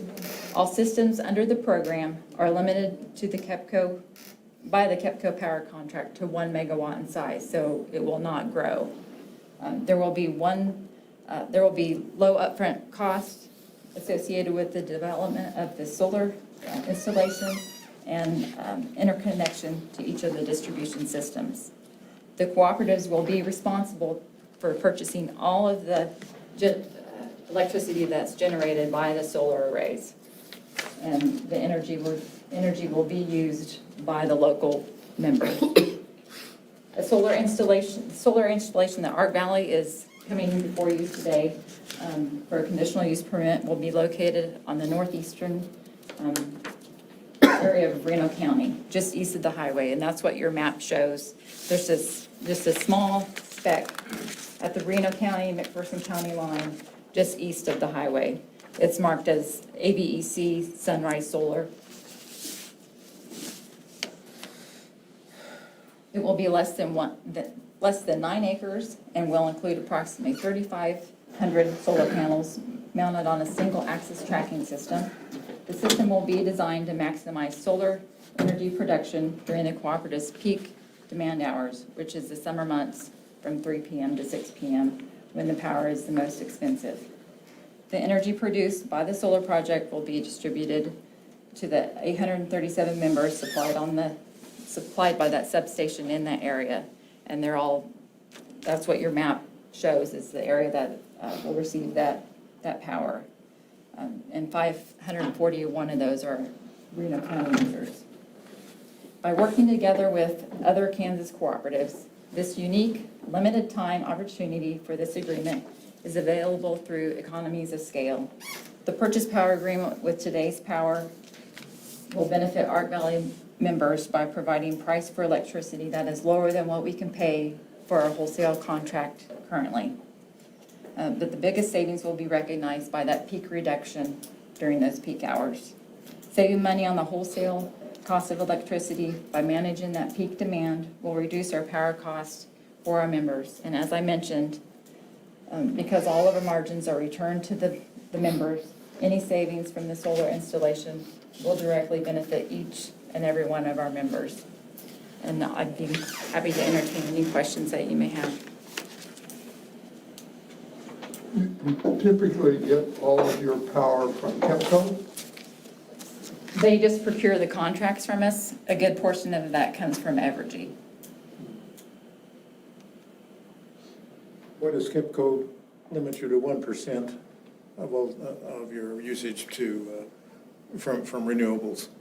Well, I mean, in this day and age, I'd be building those suckers. Yeah, Hand over fist. That was gonna be my question, so I'm glad you jumped in there, Ken. well, that restriction actually is passed down through the power contract that KEPCO has with Evergy. They have to have the capacity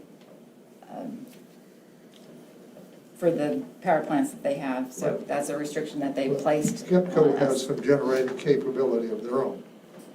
Not much, they own a, just, They own a portion of Wolf Creek. yeah, 6%, so, yeah, with Evergy. Do they have other generation other than that they own? Not much, no. I've got a question regarding maintenance of the site. You indicate in here that it'll be seeded to some kind of native vegetation. Yes. Is there a plan for any mowing or maintenance through the year, or is that just that you'll hope that you've got something that's just sustainable, just the way it is, or what's the Yeah, plan? today's Power's intention is to have the,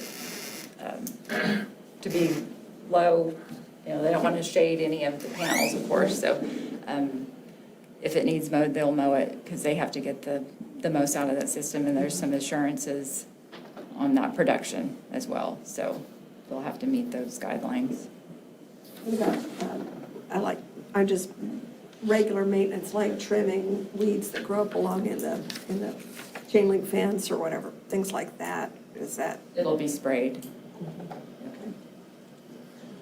Following up on Mrs. French's, is this a fire-prone area or a fire hazardous area where, you know, we've seen some nasty prairie fires in the last couple of years, north and east of Hutchinson in that area? Is this a fire-prone area that, and can you control that This is that risk? surrounded, this is surrounded by agriculture land, and there is one residence that it adjoins, but I don't foresee that being a problem. Well, when you said you're gonna plant it to native vegetation again, now that tells me there's gonna be dried grass, or if you're gonna need to mow it or something annually, I think, to process that old growth from year to year.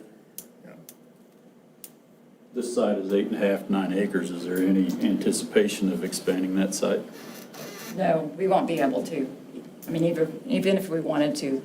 And actually, it's going to be a little bit less than that, but that's what we needed initially to get this going. And so anything that we don't utilize will condense down, and the neighboring farmer will farm the additional land. We want to keep a little footprint as possible, because that would be less that we would have to maintain, and it'd be useful for the farmer. Okay. And all your connections from that power supply to getting back into your grid is all underground, and will all be underground, no overhead lines? They're at the site. Yeah. Correct. Yeah. This is Jim Sherry. He's our operations manager at Art Valley. So the lines are already in the area? that you Yes. Feed it into? Yes. On your map, there's an S noted by close to the solar. Mm-hmm. That's our substation. Okay. So, and that's the power that comes in from Evergy, and then the power that will come in from the solar. Jack, if you look at the map where the notification map was, there's a Yeah. little spot of white, that'd be the white gravel, that's where your substation is. Okay. I grew up catty corner across the section from there, so I'm Okay, familiar you're with real the area. familiar. I drove out there a couple weeks ago, there's nothing. And there is a residence that's Yeah. to the west of there, and we spoke to them. I mean, they're our members, we want to do everything in their best interest. Yeah, I'm on that trunk on 43rd Street. I'd like to see that whole 80 put into solar panels. That's another comment for another day. I think my question about maintenance was just looking at another solar array that's out here close to South Hutchinson. It's just not maintained very well. It just looks pretty weedy, and so I just encourage you, I know you're not the ones that'll be maintaining it, but if that'd be something you could encourage, is that they make sure that it looks decent. Put sheep in it. Yeah. So the solar array that's kind of close to South Hutchinson here, is this bigger or smaller than that? Same size. Same size?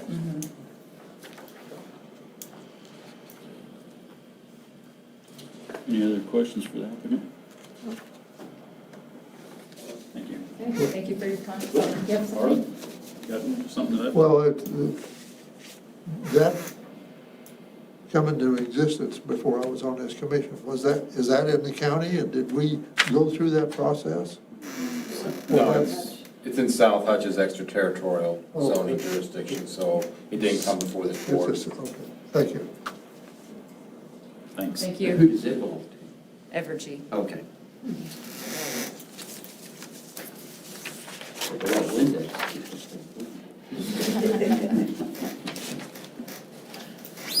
Staff?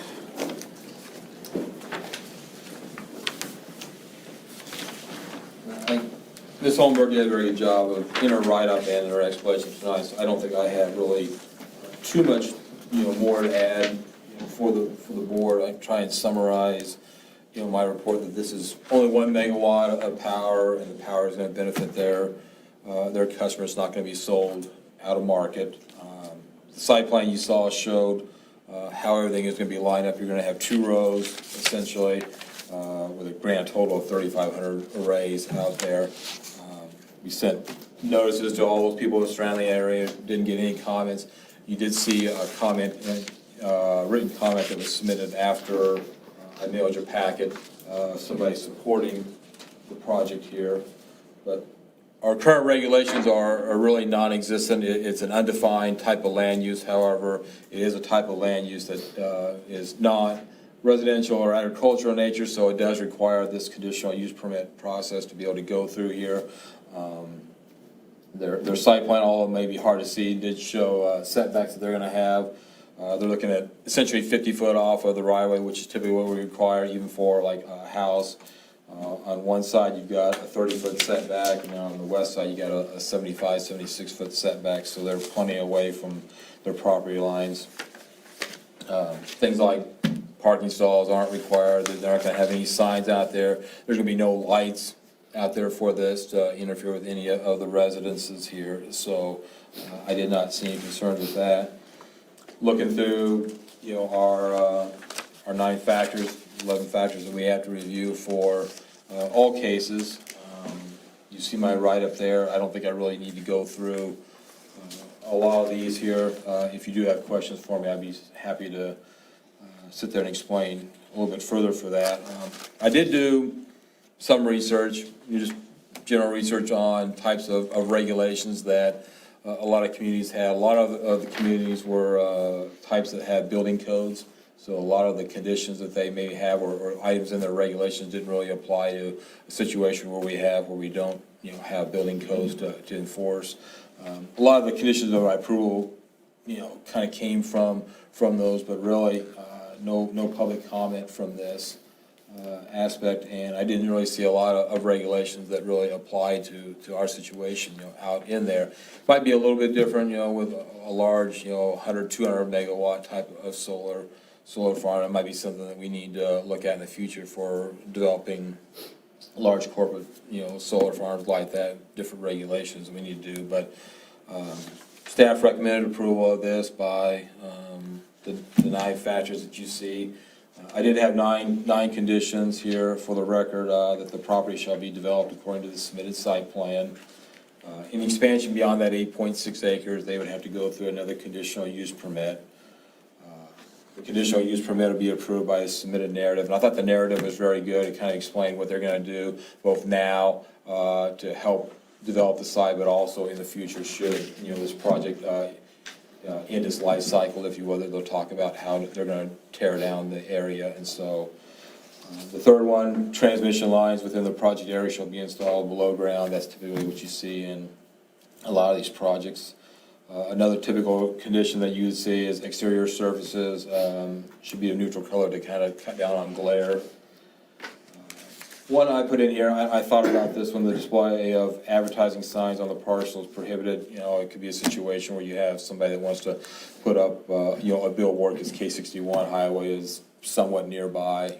We don't necessarily want to allow something like that on this type of land use, so I had that in there. Solar equipment shall be removed within 12 months of the date when the solar farm has been discontinued or abandoned. And then the owner shall receive an agricultural lot split. We've talked about that. That's an internal thing that they'll have to do to be able to split that 8.6 acres off from the rest of the farm ground. Meet all applicable federal, state, and local regulations, and then if there's any issues with any of the conditions of approval, then we would have the right to seek rescinding the conditional use permit. So with that, I'll keep my comments hopefully somewhat brief and stand for any questions of the board. I really kind of glossed over a lot of things, but I thought her report and her presentation was pretty excellent. I get the billboard signage, Mark, but how about identification of the site, emergency contacts, that kind of thing, just in the event that it's needed? Yeah, that's- Maybe a 911 address, that kind of thing? If they require an address, yeah, then we'll assign it. But yeah, items like that would obviously be excluded from this type of requirement there. I mean, yeah, I mean, One of the previous cases we wanted. it'd be like doing an electrical substation, or cell tower, CPC cell towers, with signage out there. The intent of that was that you don't want to see a billboard for a restaurant or insurance company, that type of See stuff. something 2x2 Not that they- hanging on the chain link fence that says this is who it is. And Not that they would necessarily do that, but Nope, that's fine. Any other questions for staff?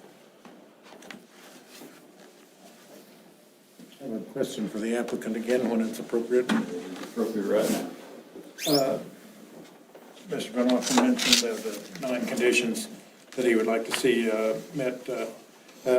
Item number 6 causes me to ask the question that it says that all the equipment will be removed if and when the area becomes obsolete. What's the life expectancy of this type of a panel?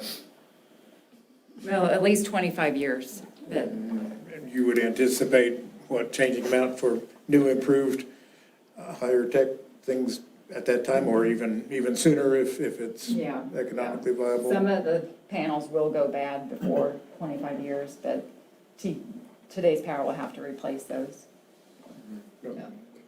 One would assume that this site, at least in current thinking, will probably never be abandoned, as indicated in item 6 here. You'll probably be using it in perpetuity until some other technology is available. Yeah, nothing lasts forever, so there is that condition with today's power that it is returned to agricultural land. Everything will be removed, and there's not much that's in the ground. The hardest thing will be getting the fence posts out, so it's not like a wind tower that has. I'm confident that you'll take care of that and the land will be returned. I was just curious about the life expectancy of the technology.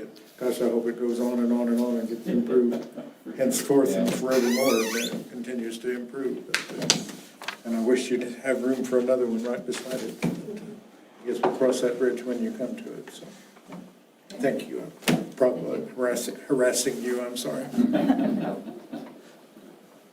Any other questions for staff? I don't see anybody in the audience unless you have some other comments you need to make. Here's your chance of your 15 minutes here. No, thank you. Fair enough. Staff, you have any other additional comments? I have no additional comments. Any other additional questions of staff or the applicant? Seeing none, I'll close the public hearing phase. Is there any discussion? It's part of our future. Yes, it is.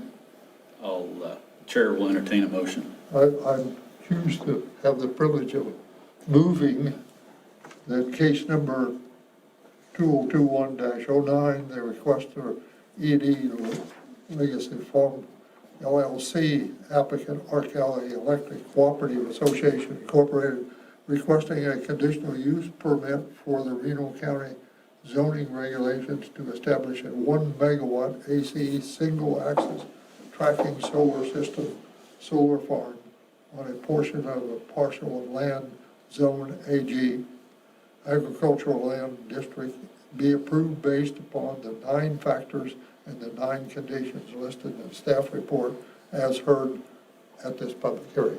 And I moved that because I spent 50 years of my career in the electric utility industry, and I'm strongly move that. Thank you. Second. Been moved and second. Is there any discussion? Seeing none, staff call the roll. Martin? Yes. Macklin? Yes. Jorns? By all means. French? Yes. Nickerson? Yes.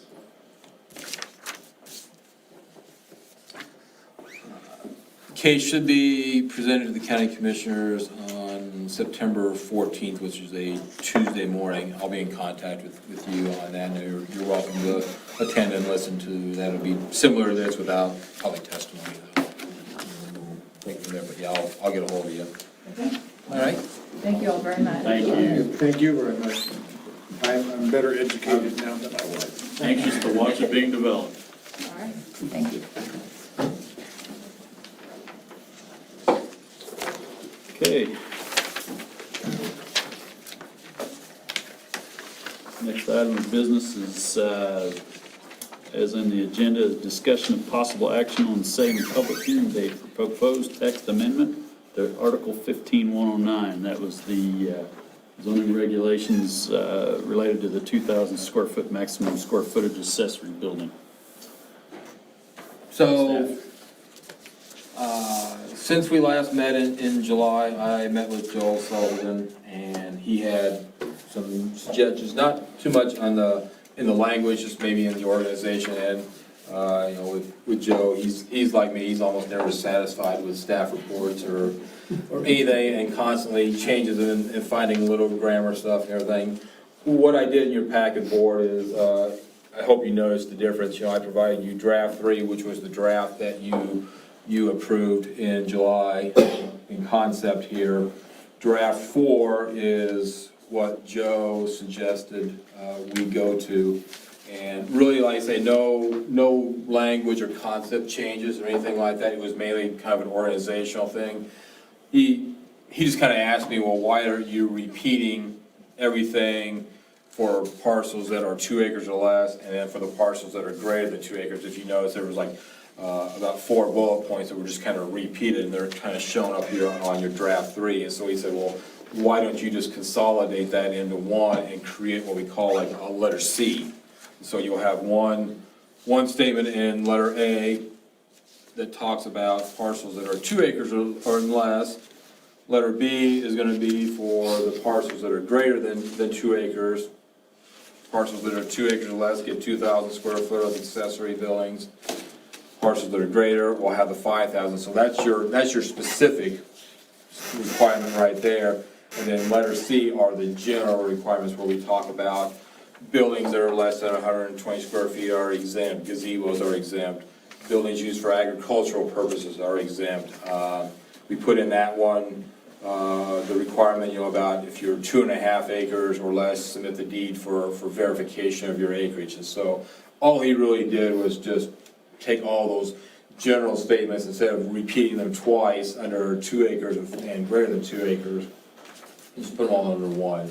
So that was the big thing. And so if you feel this is ready for a public hearing, then I would, ask the board to set the public hearing date for this for September the 16th at 4:30 p.m. And at that point in time, then anybody from the audience or public would get a chance to comment on these regulations. I have not sent this out to the public yet or published this in the paper pending your approval of that.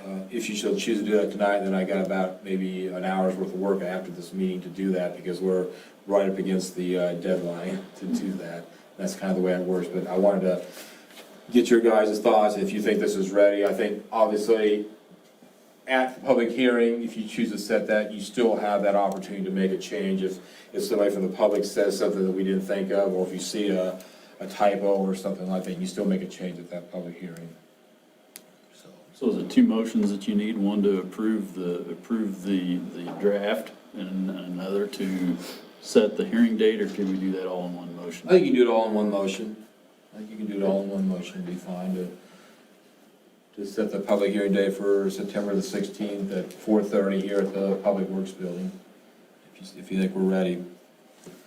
I've got one question, and that's about, you can't put an accessory building in the front yard? Is that,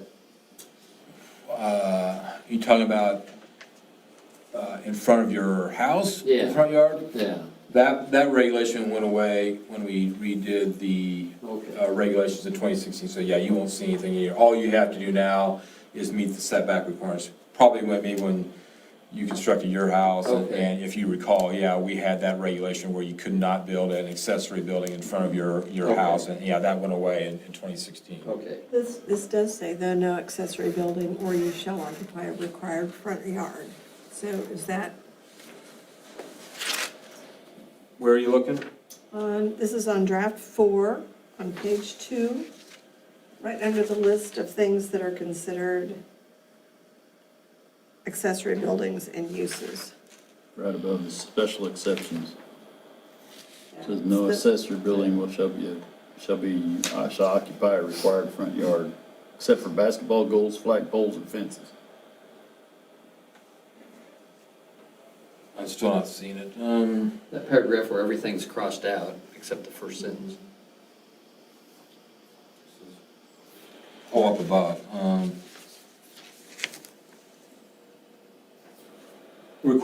So the required front yard is a different way of just saying the required setback. So yeah, you can't build a building in your required front yard, which is your 30-foot setback. Okay, sorry, I was looking in the below, so yeah. Okay. I got you. That makes sense. I appreciate Mr. O'Sullivan cleaning it up for us. I think it looks good. I'm trying to have a perfect document, but yeah. Did well.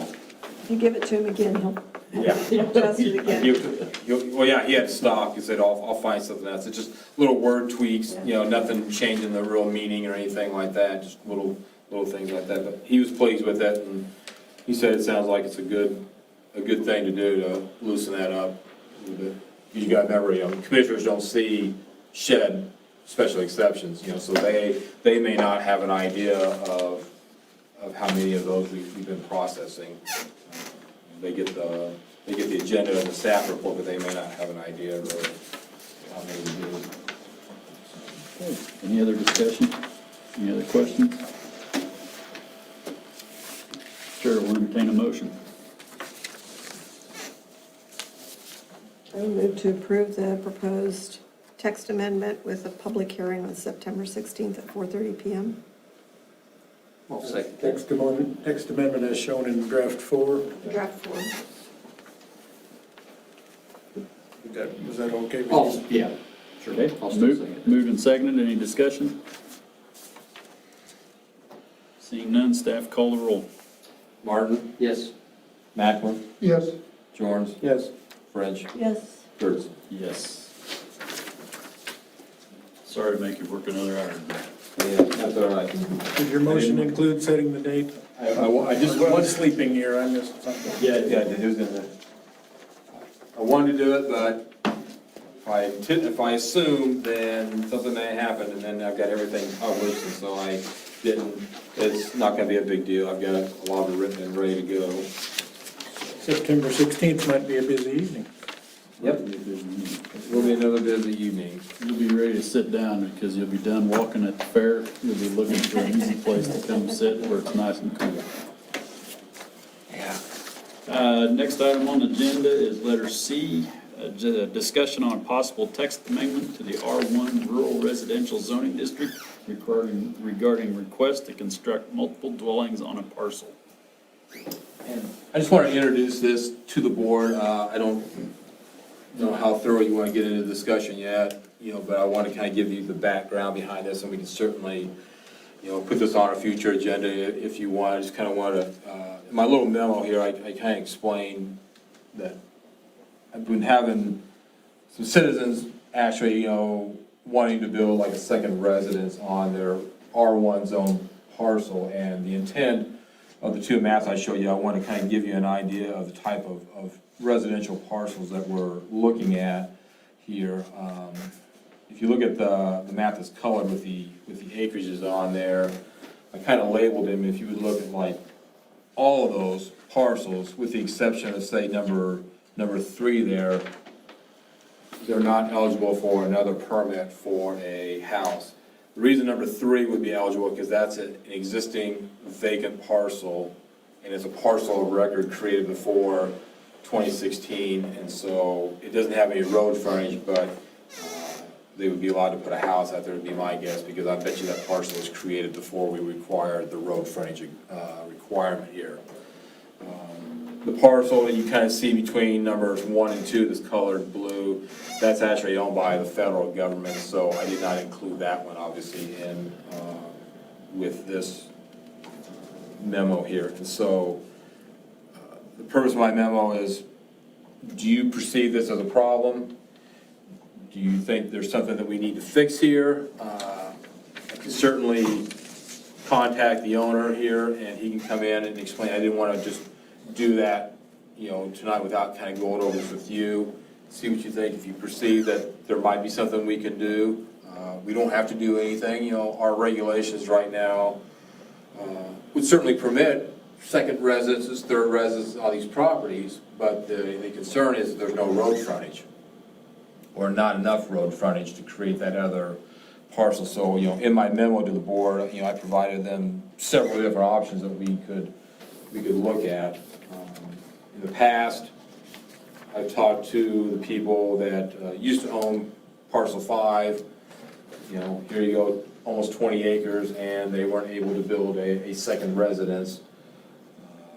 Parcel 4 is the one I'm currently dealing with. They would like to put a second residence on parcel 4, out there, and the regulations just don't support that, unfortunately, right now, without going through a planning process where they would have to construct not even a lot split, because a lot split would have to have public road frontage, and they can't meet that.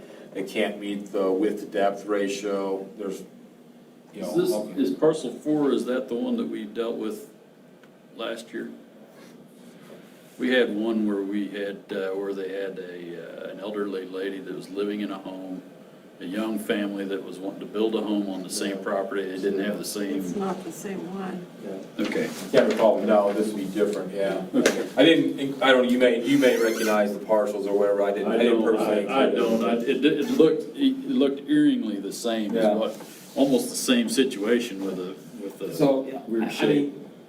Like you say, there's, in my memo, there were several different options we could do. We could just do a special exception. They could go through a conditional use permit where they could have to get approval by the county commissioners. Then you run into the issue about, in the future, they want to split that ground. Now what do you do? They don't want that house anymore, but that could just be, well, you got this 15 years ago, and now you have to stick with that. And there's no way around it without going through plating. See, the issue really is twofold. One, people don't want to plat and construct a public road. And the second one, is the fact that they usually only want one other residence, out there. I've got 20 acres. It's too much for me to maintain. I'd like to have my son or daughter move on to the property and build another house right there. They can't do it. Now, we do allow a second residence, but it has to be, for a case to where you're taking care of the parents. We've done one like that. The stipulation of that is it has to be a mobile home, which when that situation changes, you remove it. We do allow guest houses out on properties, but the issue with that is you can't have a kitchen facility, can't have separate electric service, so therefore you can't have like a separate address. It's just a guest house. It's just temporary for guests. You've got family that's coming in from out of town and they want their own little space, and maybe your house is too crowded, and so they can go out to this guest house and stay out there for the week or two that they're visiting. And not having the address, not having a kitchen, not having separate utilities prevents them really from turning that guest house into a rental house. So, And some of the reasons why we've done that is partly safety, being able to get into some of those that are off the road, right? Plus having more culverts along yeah. the county road, on the county road. So I don't know if there's a perceived problem. If you want, I could invite the applicant to come in, he can give his point of view, because we don't necessarily want public testimony, but I would specifically put him on the agenda to talk to you about that and see, or you want to, again, if you want to think about it for a month, now that you maybe kind of understand, you can ask me questions, you can come back maybe with, is there an issue, is there not an issue, is there something that we need to address with this, or is it, this parcel was created at a time when we allowed that type of division, and I'm sorry, but there's no way around that other than platting and building a public road to that. Our regulations do, I think, permit some private roads. I thought we dealt with mother-in-law houses. We used to talk about mother-in-law houses, but I wasn't, I'm not remembering your information that had to have a separate, or they could not have a separate utility service. They could not have, I thought That's that new in the regulations. If it was a hardship or a care situation, you could have a temporary, like a mobile home. Yes. That would be fully functional. You just couldn't have something permanent. Right, we can have something permanent. Now, we're talking permanent resident. Permanent stick-built residence or modular. And that's kind of my question. Are we talking about a second, Yeah. if there's a 2,000 square foot house out there now, are we talking about a second 2,000 square foot house? Yeah. Yeah.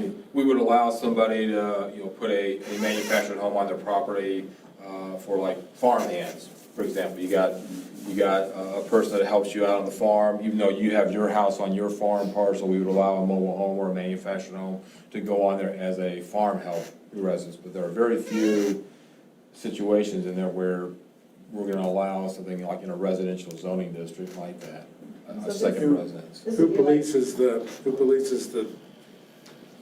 the situations where a second smaller home or mobile home or something is placed there and no longer in use, and who polices whether or not that actually gets removed when its usage is ended? Well, we'd have to do that. I mean, like if we issued, like we did one special accession for a gentleman to be able to, have a manufactured home on the property, and, at the end of that 3-year period, I would have to notify him, contact him, has your situation changed, or do you still need that? If it's changed, then we need to verify that the manufactured home has been removed from the property. And if it hasn't, what are you gonna do? Now, we don't want to go down that route. Take it to but yeah. nuisance court, which Yeah, doesn't exist. Take it to court, yeah. So what you're talking about is, say this number 4, where they've got 19 acres, they want to sell off the back 10 because they don't want to maintain it, and they'd like somebody's gonna buy it and put a house there. And that's just not possible with the kind of regulations we have. It's not possible without going through an expensive process. They don't necessarily want to take that 19 acres and develop the whole property into 3-acre tracts of ground. They just want to split off and create another parcel. And if they split off in this case, for a family member. But like I also said in the memo, okay, they did it now, well, now they want to do it again. Now they want to do it again. So if we allow it twice, why don't we allow it 3 times? And where does that stop? Family member that put the house there now, but then they want to sell it down the road to somebody who's not a family member, and then you've got. I struggled with it. I said, I just don't have the regulations right now that supports what you want to do without going through that platting. So what I told him is that I would do up a memo, and I would take it to the planning commission, and I would get some other thoughts on, are there things that we could potentially do out there to help this situation that you think would be approvable? Is there a public road on the yellow line to the north of lots 3 and 4, as shown there? No. Dividing them from 6? No. So if they split off, if parcel 4 splits off the north 10 acres, it's landlocked? They have to have a driveway. Yeah. down to They'd it. have to install a driveway and They'd get have to it, have a they'd have to get an easement across Right. somebody else's property. Looks like there already is off of that little blue. And there may well be. Yeah. Yeah, there's a smaller tract right there. I didn't label the acreage or give it a number, but that's a separate house. There's a house right there on number 4, and then they want another house. It's all, I think, it was one time all family. It's slowly being divvied up, if you will, to other people. But I just said, I don't know what to tell you on that, other than what our current regulations are with plating, and so I said I would bring it to the board and let you guys mull it over and see what you think, if there's anything that would be different, that we should change, kind of like with our sheds, is this an issue that we should look at, or is it, we've set it to where you just need to plat it and construct a public road? I mean, it is an issue, but it does seem like, the ideal situation is you plat it and you create a road, because then it's just a little bit more organized about how we're developing. It's gonna have repercussions to a lot more pieces of ground out in this county that guys have been waiting for something like this. Could. That's the thought that enters my mind. We may be creating problems for the future if we don't just stick with the regulations that we have in place now. I'm, in many cases, I could see myself being opposed to adding that second residence. So if there's cost involved to the person who makes the request, who wants to take the action, which would be a deterrent to going forward with that project, I guess I'd be in favor of that, because it might be a disincentive to making those splits. But I think we don't want to leave houses out there, sitting out there somewhere with no access and no public road and no addresses, or a complicated address that an ambulance can't get to. You got a row of mailboxes and one little narrow driveway back into the middle of a pasture somewhere. I initially thought conditional use permit or special exception, but I put them as options because I think they are options, but I worry about the randomness of that decision by this board. At what point in time do you grant this, do you not grant it? It's gonna be a situation like the sheds, we have, well, if we're gonna grant it every single time somebody applies, then let's just change the regulation to say, if you got 19.1 acres or greater, you can have 2 houses. Instead of going through a process to where, I'm gonna let the 19.1 acre parcel on number 4 have it, but on number 5, no, I'm not gonna let them have it. So why? I don't wanna be in that situation. I definitely don't wanna put the board in that type of situation. We already have, and I can't quote the regulations, you're gonna have to help me with it. Don't we already have kind of a 40-acre guideline? 40 acres in the ag, and you'd be allowed to have 1 ag lot split on that 40 before you would have to rezone the plat. Okay, so you could do 40 acres, you could have 40 acres, you could have a 7-acre tract and build a house, and then you could build on the 33-acre tract, even though it's less than 40, then that's the 2 houses per 40 minimum that we set back when we did the regulation. Do you find it difficult for somebody to own land and they have 40 acres and prevent them from having other family members build a house on it?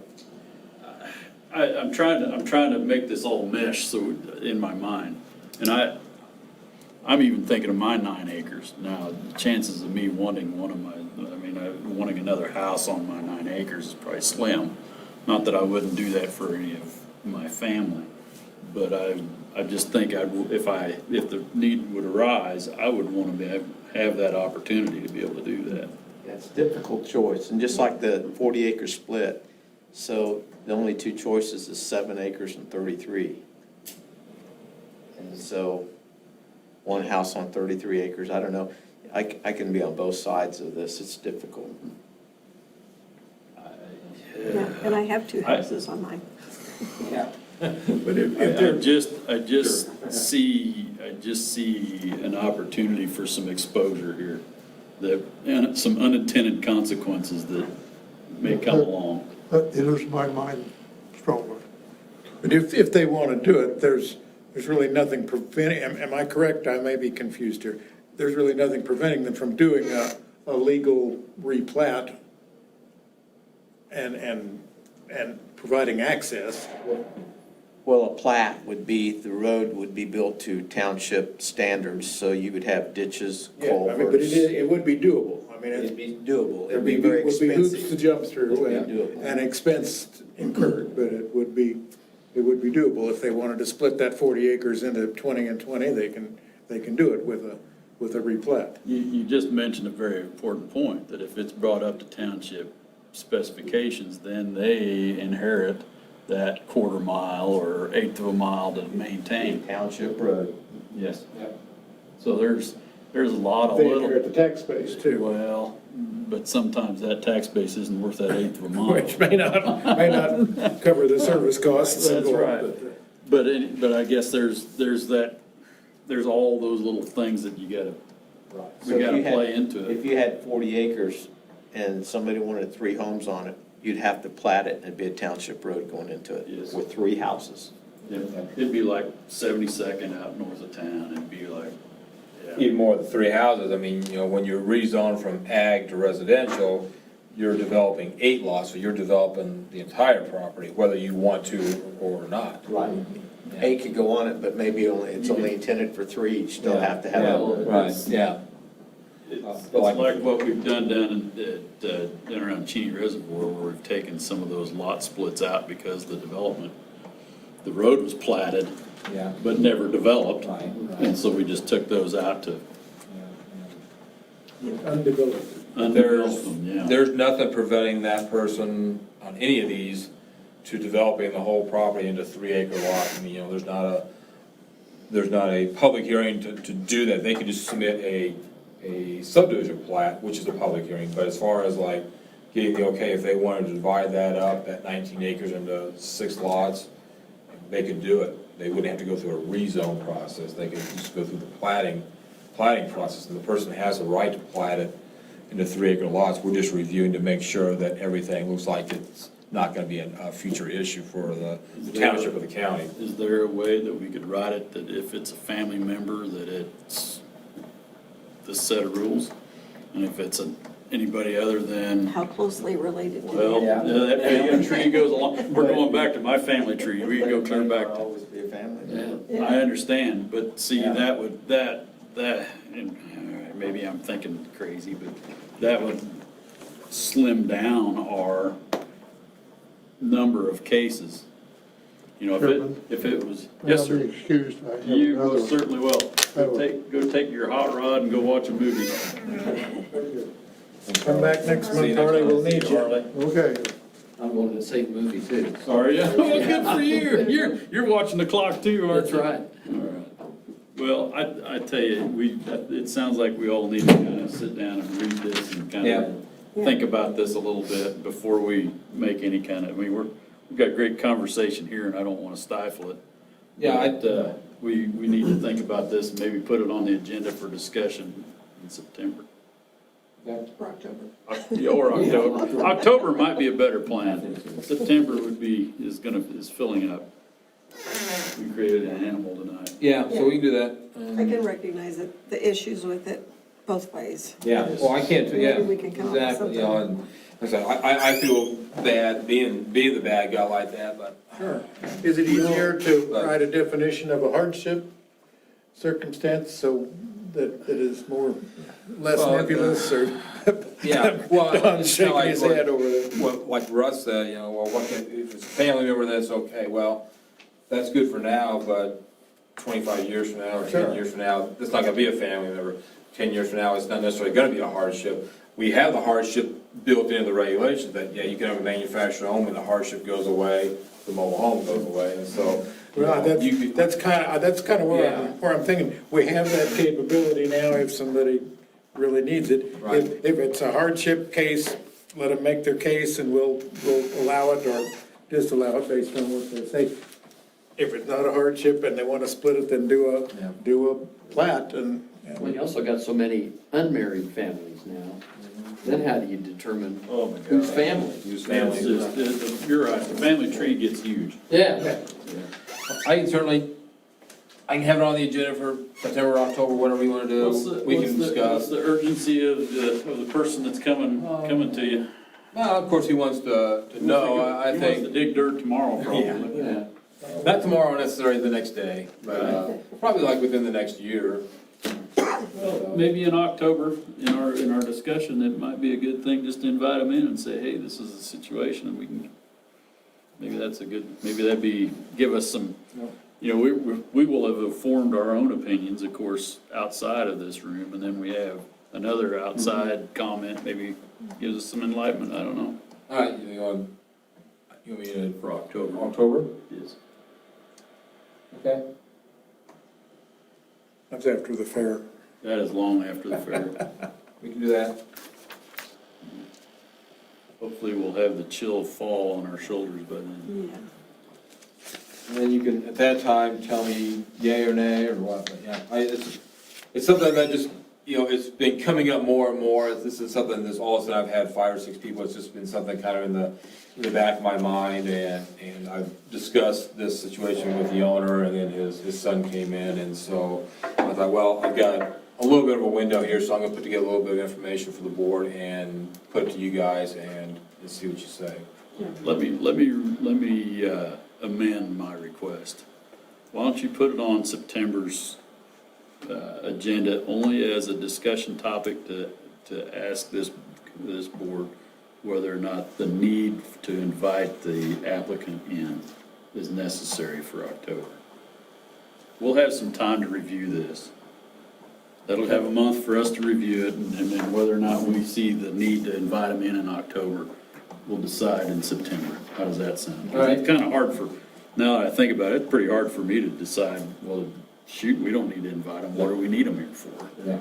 Well, and that's why, yeah, my intent was just to introduce the topic to the board and then let you guys mull over, see where I'm coming from, understand, because I whipped out the memo pretty quick, and so I probably wasn't as thorough as I maybe could or should have been. Just want to introduce the topic, now you know where I'm coming from, now you can mull it over a little bit here and. Let's leave the option in September to invite them, All right. invite the applicant in for October. We'll do that then.